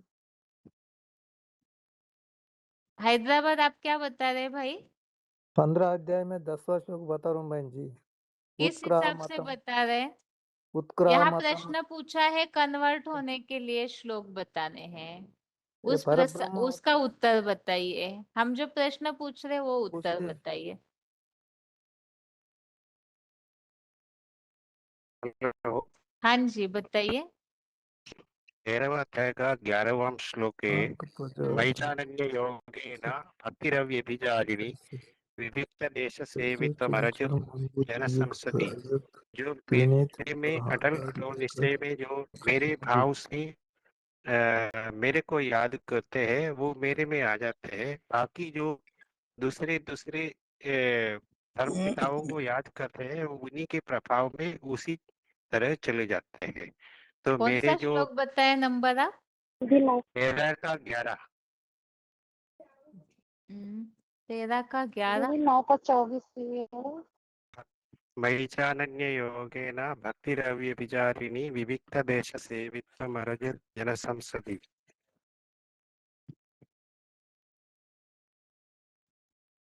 11 नहीं 10वां।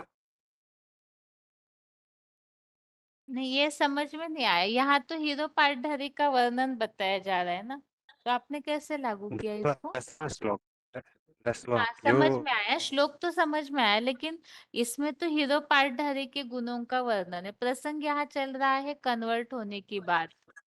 तो जो हीरो पात्रधारी को जो याद करते हैं। हेलो। नहीं नहीं ऐसे घुमा के टैली करना वो ठीक नहीं है, वो तो अच्छा समझ में नहीं आएगा किसी को। एकदम स्पष्ट उल्लेख वाले श्लोक ढूंढिए जो बताने से सुनने वाले अज्ञानी भी हो तो उन्हें संतुष्टि हो जाए कि इसमें उल्लेख स्पष्ट है, ऐसे श्लोक ढूंढिए। हाँ बताइए बनारस के माता जी, आप क्या बता रहे हैं? जी 9 का 24 है। मैं सर्वज्ञानां भक्ता स प्रभु एवं च नति माम, ये पूरा श्लोक तो नहीं है ना, नति मन जानन्ति केवल तस्मेन अतिस चवति ते। इसमें ये बताया ना कि मुझ चैतन्य ज्योतिर्लिंग अव्यक्त को जो नहीं पहचान पाते हैं वो सब सबके पतन जाने से कर्नाटक और इस्लामी आदि में नष्ट हो जाते हैं। यहाँ तो कन्वर्ट की बात आई है। राजा खेड़ा के माता जी बताइए। जी दीदी, ये 17 का 4 हो सकता है क्या? यजन्ति सात्विका देवान यच्छ राक्षांसि राजसा प्रेतान भूत गणान च अन्य यजन्ते तामसा जना, है ना। सत्वगुण लोग होते हैं वो सत्वी देवताओं को पूछते हैं, इस तरह से इसमें बताया है। और कन्वर्ट हो जाती हैं त्रेता द्वापर युग से यक्ष राक्षसों को पूछते हैं, और तामसी लोग भूत प्रेतों के समुदाय को पूछते हैं। इस तरह से बताया दीदी इसमें। ठीक है माता जी। मानसा के माता जी। दीदी 7 का 20 है, बताया कि कामनाओं से अपहृत ज्ञान वाले उन्होंने नियमों का आधार लेकर अन्य देवों की शरण में चले जाते हैं, यानी कि कन्वर्ट हो जाते हैं। और 3 का 32 उसमें भी बताया है कि जो मुकर्ररत से ईर्ष्या करने वाले हैं और श्रीमत का पालन नहीं करते, वो ज्ञान से विशेष मूर्ख नष्ट हुए, मतलब वो भी क्या है वापस से और धर्मों में कन्वर्ट हो जाते हैं, क्योंकि यहाँ श्रीमत का पालन नहीं करते और ईश्वर एक को। मिनट, दूसरा श्लोक क्या बताया माता जी आप? 3 का 32 दीदी।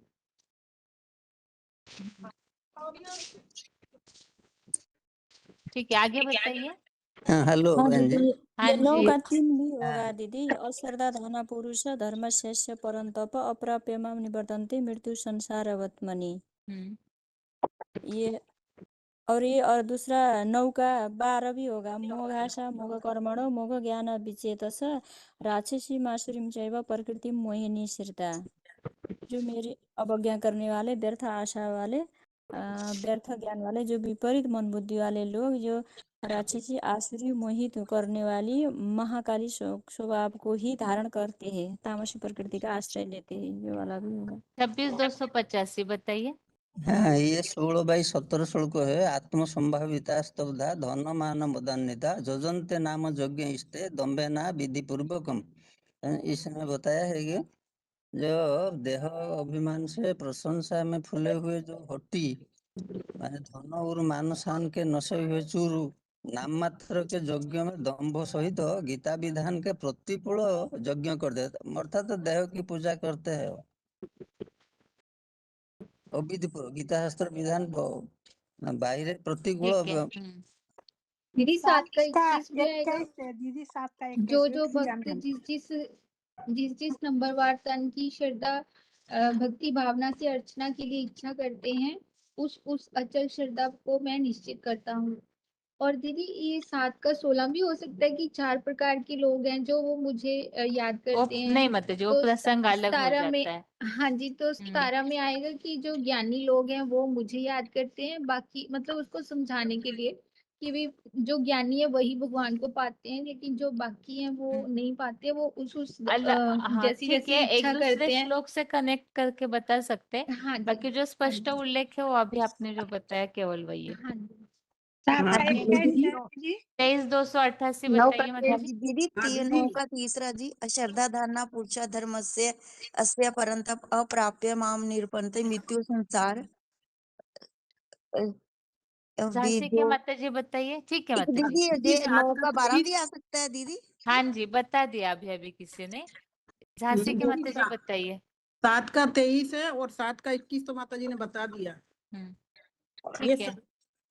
7 का 23 ठीक है दीदी। हाँ जी। मानसा के माता 28,322 बता दिए ना आप माता जी। ठीक है। दीदी एक 4 का 40 भी है। 4 का 40। उसमें भी यही 9 बताया का है 23 अश्रद्धालु और संशयालु नष्ट हो जाते। ठीक है। और व्यवसायिक आत्मा बुद्धि एका ही कुरुनंदन बहुशाखा ही अनंता बुद्धियों व्यवसायी नाम यदा ते मोह कलिलम, ये भी आएगा। किस हिसाब से? माना सुनी सुनाई बातों में कर्णवट हो जाते हैं ना दीदी। हाँ दीदी 7 का 20 होगा। हम्म। कामे ते हृतज्ञान प्रपद्यन्ते अन्न देवता तम तम नियम आस्थाय प्रकृति निहता स्वया। ये अनेक कामना से अपहृत ज्ञान वाले और द्वापर से उन नीचे कुरी के जो नियम का आधार पर अनादि निश्चित ड्रामानुसार बरबस होकर अपने अपने पुरुषार्थ के संगम युग शूटिंग के स्वभाव पर बंधे हुए और दूसरे दूसरे कुल के नीचे ब्राह्मण कुल देवों के शरण में जाते हैं। ठीक है, 812 बताइए। 923 में आता है यो अप्यन्य देवता भक्ता यजन्ते श्रद्धयान्वित तेपि मामेव कौन्तेय यजन्त विधि पूर्वकम्। जो अन्य देवताओं को पूजते हैं वो भी मेरे साथ ही प्राप्ति कर लेते हैं। 21,411 बताइए। हाँ दीदी, ये 16 का 7वां है। प्रवृत्तिम च निवृत्तिम च जनान विदु आसुरा न शोचम न अपि च आचारम न सत्यम तेषु विद्यते। तो इसी में जो बताया गया है कि वो लोग जो आसुरी गुण हैं और जो द्वैतवादी जो द्वापर से आसुरी गुण देवमानियों के मनुष्य करने योग्य सुखदायी कर्म और त्यागने योग्य कर्म के को नहीं जानते। इस कारण वो लोग नारकी भ्रष्ट इंद्रियों के तीव्र लोलुपता के कारण शुद्धता न सदाचार और न सत्यता को भी नहीं जानते। इस कारण से वो नीचे गिरते जाते हैं। श्लोक नंबर क्या बताया? अच्छा, 16 का 7वां। ठीक है दीदी मेरे एक 7 का 24 भी दीदी होगा। एक दिक्कत आ रही थी मुझे।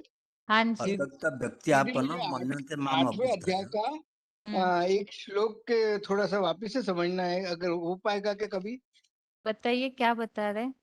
वो मैं सही समझ नहीं पा रहा हूँ। 8वें अध्याय का 4था श्लोक जो है वो मेरे को मेरे इसमें नहीं बैठ पा रहा, मन समझ में नहीं बैठ पा रहा। तो अगर आप बता देंगे तो बहुत अच्छा रहेगा। क्या नंबर बताए? 8वें अध्याय का 4था। अधिभूत अक्षर भाव पुरुष तो अधिदैवम च। इसका है ना गीता के भगवान में पूरी तरह से स्पष्टीकरण दिया हुआ है। अगर एक बार आप पढ़ेंगे ना, जी जी जी ठीक है, एक बार पढ़िए तो उससे और क्लियर हो जाएगा, क्योंकि गीता के भगवान के टॉपिक में ये जो श्लोक है ना ये अच्छी तरह से समझाया हुआ है। हाँ ठीक है, दीदी कोई दिक्कत नहीं। ठीक है सब, थैंक यू। ठीक है, उसे पढ़िए, फिर नहीं समझ में आता है तो बताइए। जी जी जी ठीक है। दीदी 3 का 35 आएगा क्या? स्पष्ट कीजिए, किस हिसाब से बता रहे हैं? ये है स्वधर्म का पालन करने से सत्रज आदि गुणा विहीन निराकार चेतन आत्मा का धर्म जड़त्मयी प्रकृति के धर्म से श्रेष्ठ है। अपनी चेतन आत्मा के धर्म में मरना देह त्याग भी श्रेष्ठ है। इस्लामी बौद्धि आदि विदेशी विधर्मी देहाभिमानियों का धर्म अति खतरनाक है। ठीक है दीदी 7 का 13 हो सकता है। 3 गुण युक्त भावों द्वारा मोहित हुआ यह नहीं, वो सारा प्रसंग संसार अलग है, नहीं जान पाते, केवल वो बताया है, लेकिन ऐसे जो बात चल रही वैसे नहीं। ठीक है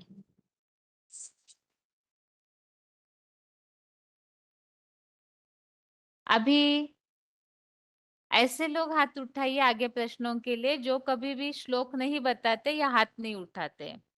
सिंपल प्रश्न पूछे जा रहे हैं श्लोक बताने के हिसाब से, और जो कभी भी नहीं बताते हैं वो लोग हाथ उठाइए। जो हमेशा उत्तर देते हैं वो हाथ नहीं उठाइए, तो अनम्यूट करने में कंफ्यूजन नहीं होगी।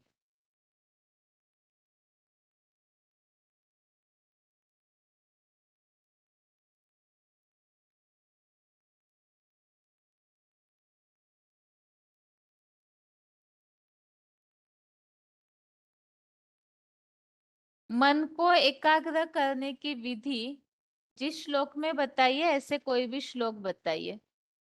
बाहर वालों को आपको समझाना है कि मन को एकाग्र कैसे करना है, तो उसकी विधि कई सारे श्लोकों में भगवत गीता में बताई हुई है। ऐसे कोई भी श्लोक बताइए जो आपको अभी तक के समझे हुए श्लोकों में समझ में आए हो।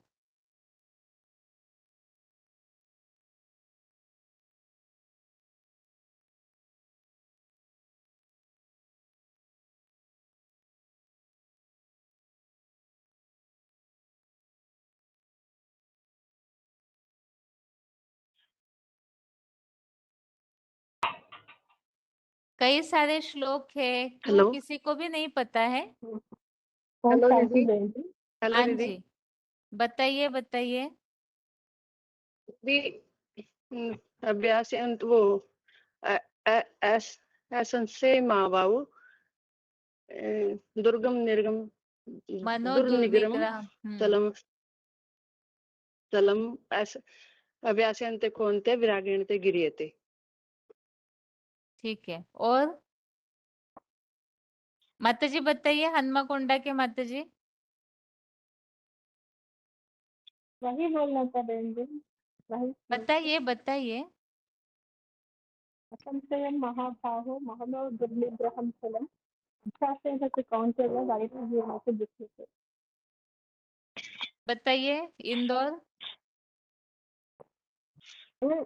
राकेश भाई इंदौर बताइए। असंशय महाबाहो मनोदुर्निगम चलम अभ्यासेन तु कोन्ते वैराग्येन च गृह्यते। इसके अलावा मनमना छठवें भव अध्याय में और भी तो काफी श्लोक है जिसमें मन एकाग्र करने की बात बताई है।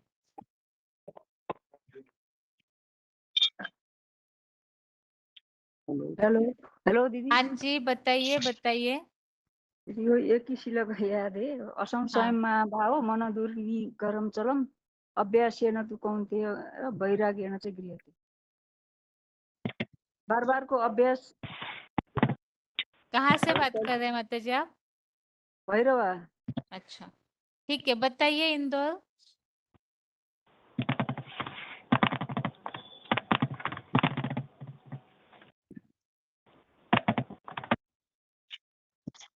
हेलो। हाँ जी 8,491 हाँ औरंगाबाद। जी हाँ बताइए माता जी। 13वें अध्याय का वो 28 नंबर का श्लोक है बहन जी। समपश्यन्ति सर्वत्र मन को एकाग्र समवस्थित करने के लिए ईश्वर। कितने आसान श्लोक है, कहाँ चले गए माता जी और आप? 6 नंबर का 6 नंबर के अध्याय का 29 नंबर का श्लोक। आप तो हमेशा उत्तर देते हैं, फिर भी उत्तर नहीं आएगा तो कैसे चलेगा? दीदी ये तो एकदम बेसिक कोर्स है, 3 साल से इसी को पढ़ रहे हैं हम, मन को एकाग्र करने की विधि। दीदी बताइए डोंबिवली के माता जी। हाँ दीदी 6 का 24 है और 6 का 25 है, 26 है, बहुत सारे श्लोक है दीदी। श्लोक पढ़ के बताइए माता जी। अच्छा दीदी हाँ हाँ।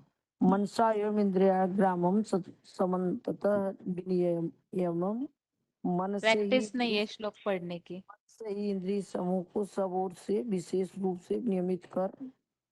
नहीं दीदी मैं देख ही नहीं पाई श्लोक का नंबर ही पूरा। अच्छा ठीक उल्टा है। हो गया। संकल्प वाला था कि मैं इथुन वाला देख रही थी इसलिए बोल और रही। किनका अनम्यूट है छोटे फोन से? हेलो।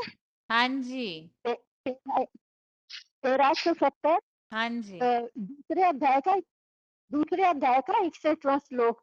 तानि सर्वाणि सन्मया युक्त आसीत मत्परम वशे ही तानि अस्य प्रज्ञा प्रतिष्ठा। सब इंद्रियों को पूरा वश करके आश्रित हुआ मुझ में ही मन लगा, क्योंकि जिस मन बुद्धि वाली जो जो त्रिविद्वात्मा की इंद्रिया वश में है उसकी बुद्धि जन्म जन्म चंचल बने मन की अस्थिरता से हटकर दृढ़ पूर्वक स्थिर रहती है। ठीक है। राजा खेड़ा के माता जी बोलिए। 2 का 68 दीदी। तस्माद्यं महाबाहो निवृत्ति तानि सर्वश इंद्रिय गुरुस्य तस्य प्रज्ञा प्रतिष्ठा। इसमें बताया है लंबी भुजाओं वाले, इसलिए जिसकी इंद्रियां भावों में सब प्रकार से रोक ली गई हैं, उस मन वाले ज्ञानी और सहज राजयोगियों की बुद्धि भली भांति होती है। और दीदी 2 का 61 और 2 का 58 में बताया चाहं कर्म अग्निव सर्वस इंद्रियाणि इंद्रिय तस्य प्रज्ञा प्रतिष्ठिता। इसमें कछुए की बताया ना, कछुए जैसा मतलब मन कर लेना। ठीक और है माता जी। 2 का 61 भी बताया। आगे अगला प्रश्न है,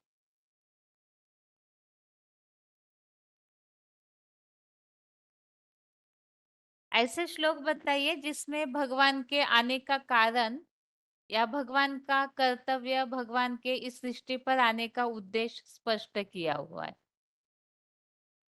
पूरे भगवत गीता में कई सारे श्लोक है जिसमें भगवान का इस सृष्टि पर आने का उद्देश्य स्पष्ट किया है।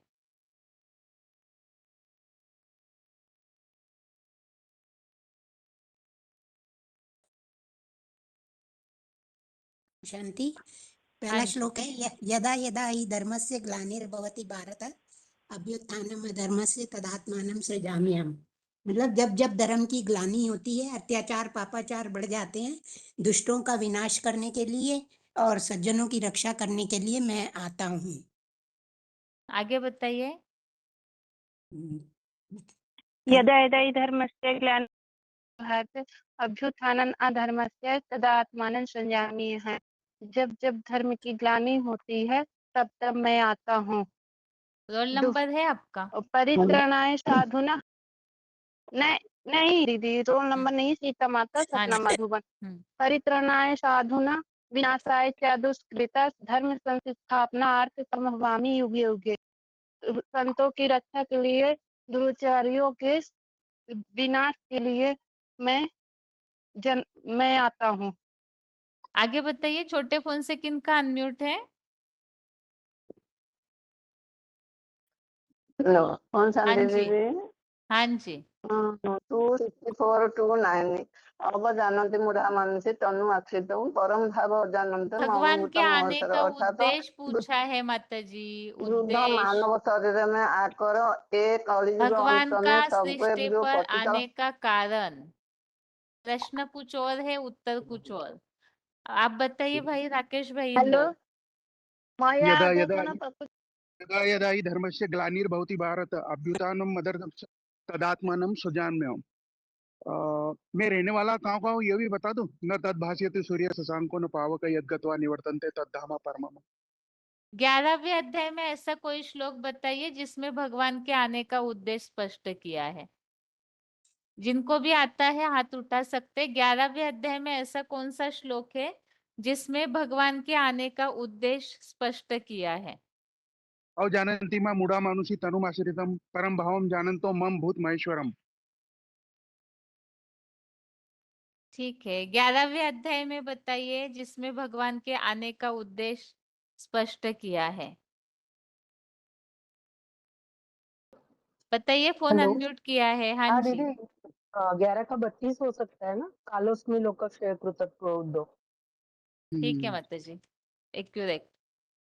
पूरा श्लोक बताना है लेकिन उत्तर में। कालोस्मि लोकक्षय कृत प्रवृद्धो लोकांस महार्थो मेह प्रवृत्त ऋतेपि त्वान भविष्यन्ति सर्वे ये व्यवस्थिता क्षणिकेषु योधा। बताइए इंदौर, आप बताइए आपको आ रहा है तो। आगे बिना देखे अगर ये श्लोक आता है तो बताइए। फोन जिनका अनम्यूट किया है। दीदी आधा ही आता है बिना देखे तो।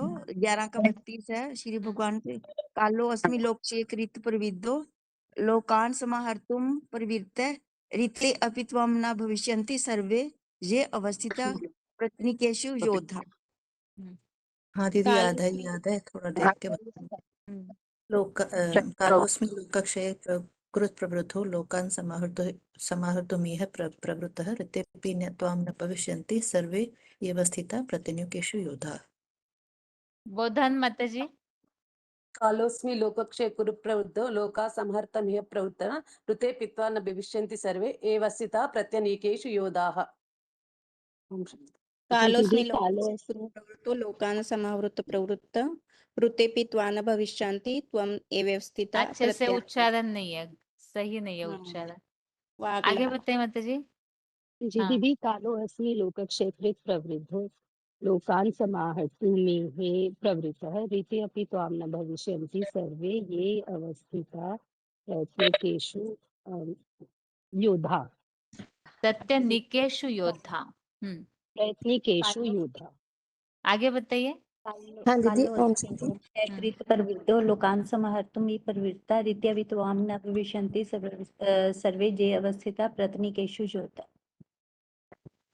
दीदी कालोस्मि लोकक्षय प्रवृत्तं लोक समाहृतं यः प्रवृत्तं ऋतेऽपि त्वां न भविष्यन्ति सर्वे ये अवस्थितं प्रत्यनीकेषु योद्धा। ठीक है आगे। हेलो, बताइए बताइए माता जी बताइए। कालोस्मि लोकक्षय कृत प्रवृद्धो लोकान् समाहर्तुमिह प्रवृत्त ऋतेऽपि त्वं न भविष्यन्ति सर्वे एव स्थिता प्रत्यनीकेषु योद्धा। ठीक है माता जी। ओम हाथ शांति नीचे। दीदी। श्री हाँ भगवान जी। वाच कालोस्मि कालोस्मि लोकक्षय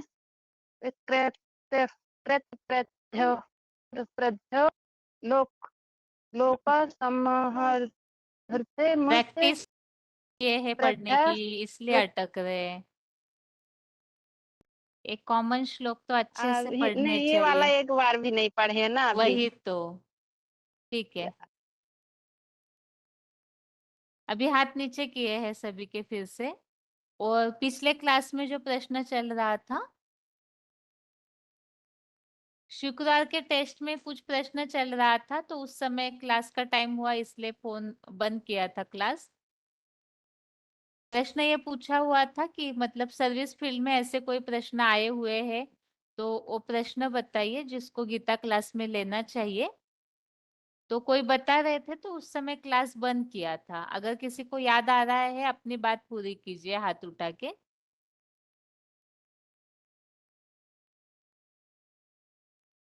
ऐसे कई प्रश्न जो सर्विस फील्ड में पूछे जाते हैं, तो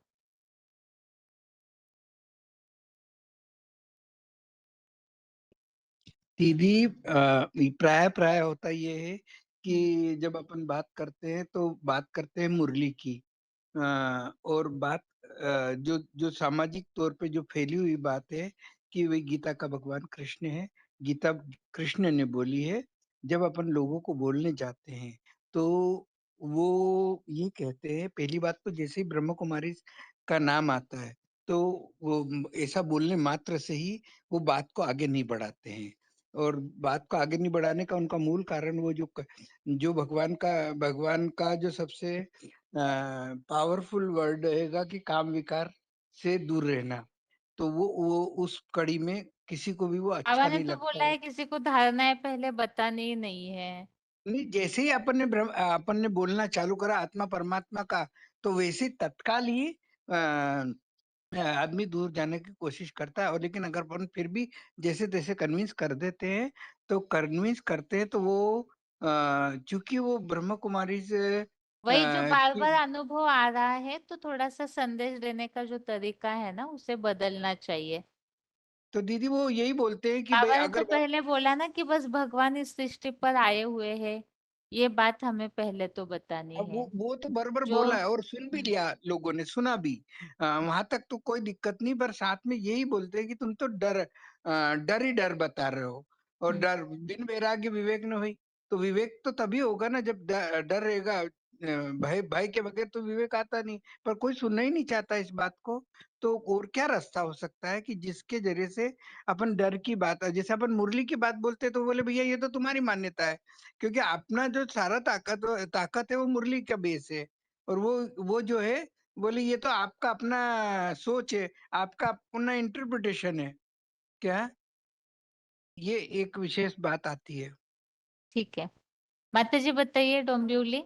हाँ दीदी, बोलते हैं पंडित लोग रहते हैं दीदी, तो वो लोग बोलते हैं कि कलयुग का अगर बताइए कि लास्ट समय मतलब की है, और युगों के मतलब अथवा के साथ साथ इसका भी अंत होता है, कोई भी चीज नया से पुराना, तो इसे कलयुग का भी लास्ट समय। तो कहते हैं कि कलयुग तो अभी बच्चा है, अभी उसका छोटा रूप है, बड़ा रूप नहीं हुआ है, अभी बहुत कुछ होगा, ऐसा लोग बोलते हैं पंडित लोग। आप क्या उत्तर दिए माता जी? दीदी हम तो यही बोलते हैं कि देखिए हिस्ट्री क्या बताती है, जैसे रात और दिन बराबर होता है, इस सृष्टि का अंत काल है, इसके लिए क्या प्रमाण बताए जा सकते हैं बताइए? हमारे समझ से तो दीदी यही बताया जाएगा कि जैसे रात और दिन का होता है, उसी तरह मतलब कि दुख का दिन गिना जाता है। This meeting is being recorded. समय है जैसे कि हिस्ट्री 2500 का है, वैसे सुख का दुनिया भी 2500 का है। तो ये 2500 पूरा होते होते इसका मतलब लास्ट फिर मतलब सूरज छिपते उगते हैं, ऐसे ये सृष्टि चक्र चलती है। तो भगवान का मतलब कि लास्ट समय है संगम इसका। और हम ये भी लेते हैं जो 3 साल बाद वो मलमास अधिक मास लगता है ना, तो उसका भी थोड़ा उपमा पंडितों को बताते हैं कि मतलब कि 3 साल मतलब 3 युग के बाद जब चौथा युग आता है तब भगवान आकर फिर से नई दुनिया बनाते हैं, जिसका राज्य का गायन है, राम राज्य नारायण राज्य। इसी ठीक है। तरह से। हाँ जी। हेलो। हाँ जी। हाँ जी दीदी, कल का ही एक्सपीरियंस है कि किसी को ऐसे बता रहे थे कि भी ऐसे गीता में ये लिखा है, तो उन्होंने सीधा एक ही बात कह के कट कर दी सारी बात, कि जैसे मुसलमानों की कुरान में है सारी बातें डिक्टेटरशिप की, वैसे ही गीता में भी है कि काम करो पर फल की इच्छा ना रखो, कामेश क्रोधेश, काम क्रोध को जीत लो, जे तुम्हारे शत्रु तो ये दुनिया कैसे चलेगी। ऐसे करके उन्होंने ये सारी बातें करके बोला कि श्लोक प्लीज मेरे से ऐसी बात ना करो, क्योंकि ये सारी धर्म के विरुद्ध बातें हैं। तो फिर क्या उसने क्या कुछ मना कर्म फल की आसक्ति त्यागना ये धर्म के विरुद्ध बात है। हाँ, कहने लगे वो वैसे ही यदि ये सारी जो जैसे मुसलमानों में डिक्टेटरशिप है ना, वैसे ही गीता में भी है कि कर्म करो पर फल की इच्छा ना रखो, ये कैसे हो सकता है। और जो आप ये जो 5 विकार छोड़ने की बात कर रहे हो, ये तो किसी में भी नहीं लिखा, ये तो गीता में भी नहीं लिखा। हमारे गुरुजी तो जो ये जो करते हैं ना गीता के भागवत वगैरह, तो उन्होंने भी हमें कभी नहीं बताया, वो तो इतने पहुंचे हुए हैं। आप लोग गलत बोल रहे हो और सनातन धर्म के विरुद्ध प्रचार कर रहे हो। अच्छा। तो मैंने कहा ऐसा तो नहीं है, आप गीता को तो खोले ही श्लोक नहीं हो। बताए नहीं क्या आप? वो श्लोक नहीं बताए?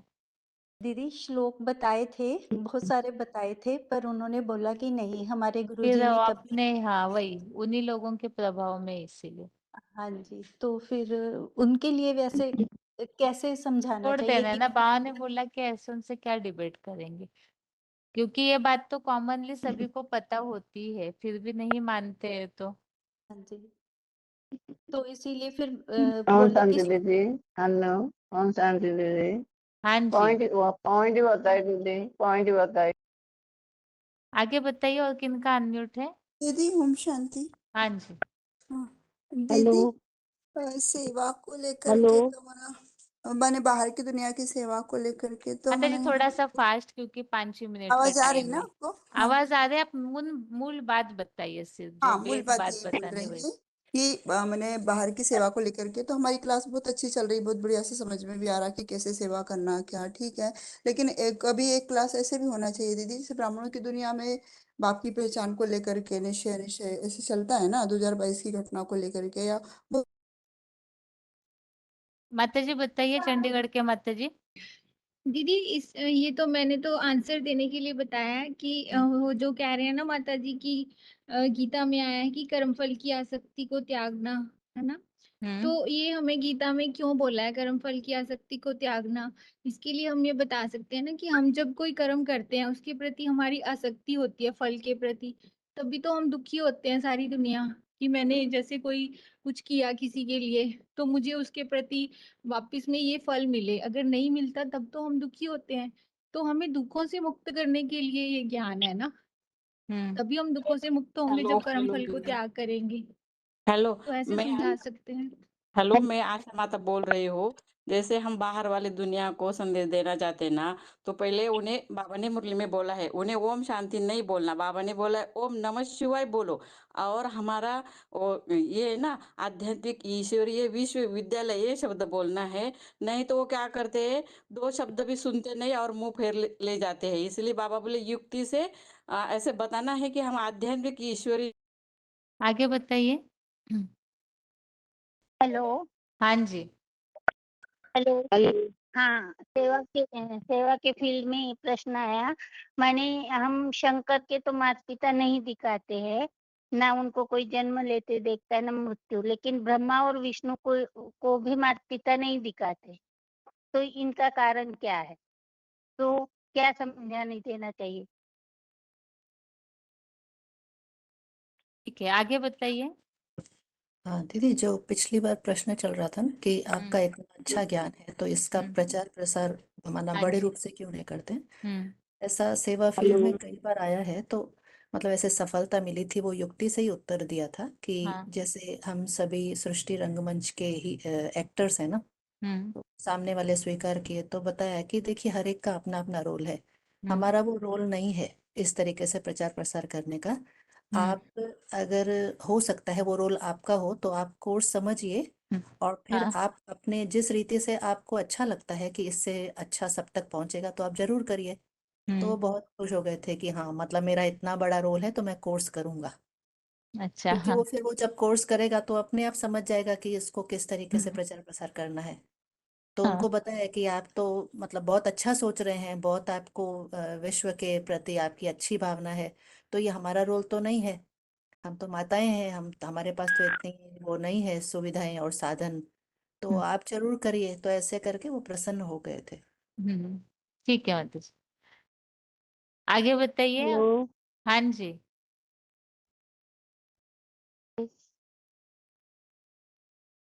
हेलो। बताइए नहीं तो क्लास बंद हो जाएगा। हेलो आपका सुनाई दिया, आप बताइए जो बोलना चाहते हैं आप। हाँ दीदी, ओम शांति। हाँ जी जैसे हम सेवा में जाते हैं ना दीदी, तो अधिकतर लोग यही बोलते हैं कि अभी तो कलयुग जो है अभी लाखों वर्षों का है। और फिर यूं कहते हैं कलयुग अभी कहाँ खत्म हुआ, अभी तो क्या कहते हैं 13 साल की नानी बनेंगी जब होगा। फिर हम मतलब ऐसे प्रश्न करते हैं लोग। गीता का भगवान के लिए भी कहते हैं, लेकिन गीता का भगवान के लिए ये कहते हैं कि वो तो अभोक्ता, हम जैसे कहते हैं ना, वो तो अभोक्ता तो शिव है, भोक्ता कृष्ण है। तो इन चीजों को लोग बड़े मतलब प्रश्न करते हैं। गीता ये के दो बातें भगवान का ज्यादा किताब ज्यादा पढ़े करते हैं हैं माता जी कि आप? गीता के भगवान की जो दोनों हाँ किताबें वो उसे पढ़ा है आपने? हाँ थोड़ा थोड़ा पढ़ा था दीदी। पूरा भाई वो पढ़िए तो माता साकार जी, है, वो निराकार उसे है। 4-5 बार पढ़िएगा तो हाँ। आपको उत्तर देना अच्छे से आएगा। ठीक है, रोल नंबर बताइए एक बार अपना। और 9420। कहाँ से बात कर रहे हैं? और जयपुर। ठीक है, आगे बताइए माता जी। ओम शांति दीदी। हाँ जी हेलो। हाँ जी माता जी, 13601 बताइए। हाँ जी, ओम शांति। जब जिस सेवा में जाते हैं ना, तो किसी ने प्रश्न किया कि ये रावण जो 10 सिरों वाला दिखाते हैं, वास्तव में उसके 10 सिर होते हैं या क्या है? तब हमने कहा कि चित्रकार ने बताया है दिखाने के लिए कि स्त्री पुरुष दोनों में जो 5-5 विकार होते हैं, उसके कारण उसको अब वो बाहर से कैसे बताएं, तो उन विकारों को दिखाने के लिए 10 सिर दिखा दिए हैं। जिसे एक विकार खत्म होता है उसको हम करते हैं तो दूसरा विकार जाग जाता है। तो ये आप अपने अंदर के द्वंद्व को दिखाने के लिए ये 10 सिरों के रूप में ये 5-5 विकार दिखाए गए हैं। 5 विकार स्त्री के, 5 विकार पुरुष के। तो इतना मानने को तैयार नहीं होते हैं कि ये राम और रावण का युद्ध हुआ था क्या। राम राम और कृष्ण को काल्पनिक बताते हैं ना, तो ऐसी कोई बात नहीं थी। उनको बताने की यही चेष्टा थी कि राम और रावण का युद्ध अपने अंदर द्वंद्वों को दिखाने के लिए किया गया था। ठीक है माता जी, 13809 बताइए। हाँ दीदी, ये हम भी सेवा में जाते समय में बहुत लोग ऐसा जो ब्रह्म कुमारी के बारे प्रश्न में। मेन बताइए क्योंकि 1 ही मिनट बाकी है। हाँ जी दीदी, यही बताना है हाँ कि आपका ब्रह्म कुमारी का है क्या। हम उस समय में ब्रह्म कुमारी हम नहीं है, हम आध्यात्मिक विद्यालय से है। हाँ और आध्यात्मिक विद्यालय और उसमें क्या अंतर है बोलते हैं, हम बोलते हैं कि आत्मा के अंदर में क्या क्या है। आप हम सब आत्मा है, धर्म तो सब मानते हैं, लेकिन धर्म मानने वाले अंदर कौन है, हमको पहले आत्मा को जानना चाहिए। इसीलिए ये आत्मा का ज्ञान भगवान के सिवाय और कोई नहीं दे सकता है। इसीलिए ये 7 दिन का कोर्स करना है। ब्रह्म कुमारी हो सकती है इसमें पैरेलल, लेकिन ये आत्मा का ज्ञान वो ब्रह्म कुमारी भी दे नहीं सकता। ये बोलने से वो इसका जवाब नहीं देते दीदी, यही बात बतानी थी। ठीक है, ठीक है दीदी, ओम शांति। आज के लिए गीता क्लास यहाँ ही पूरा करते हैं। ओम शांति।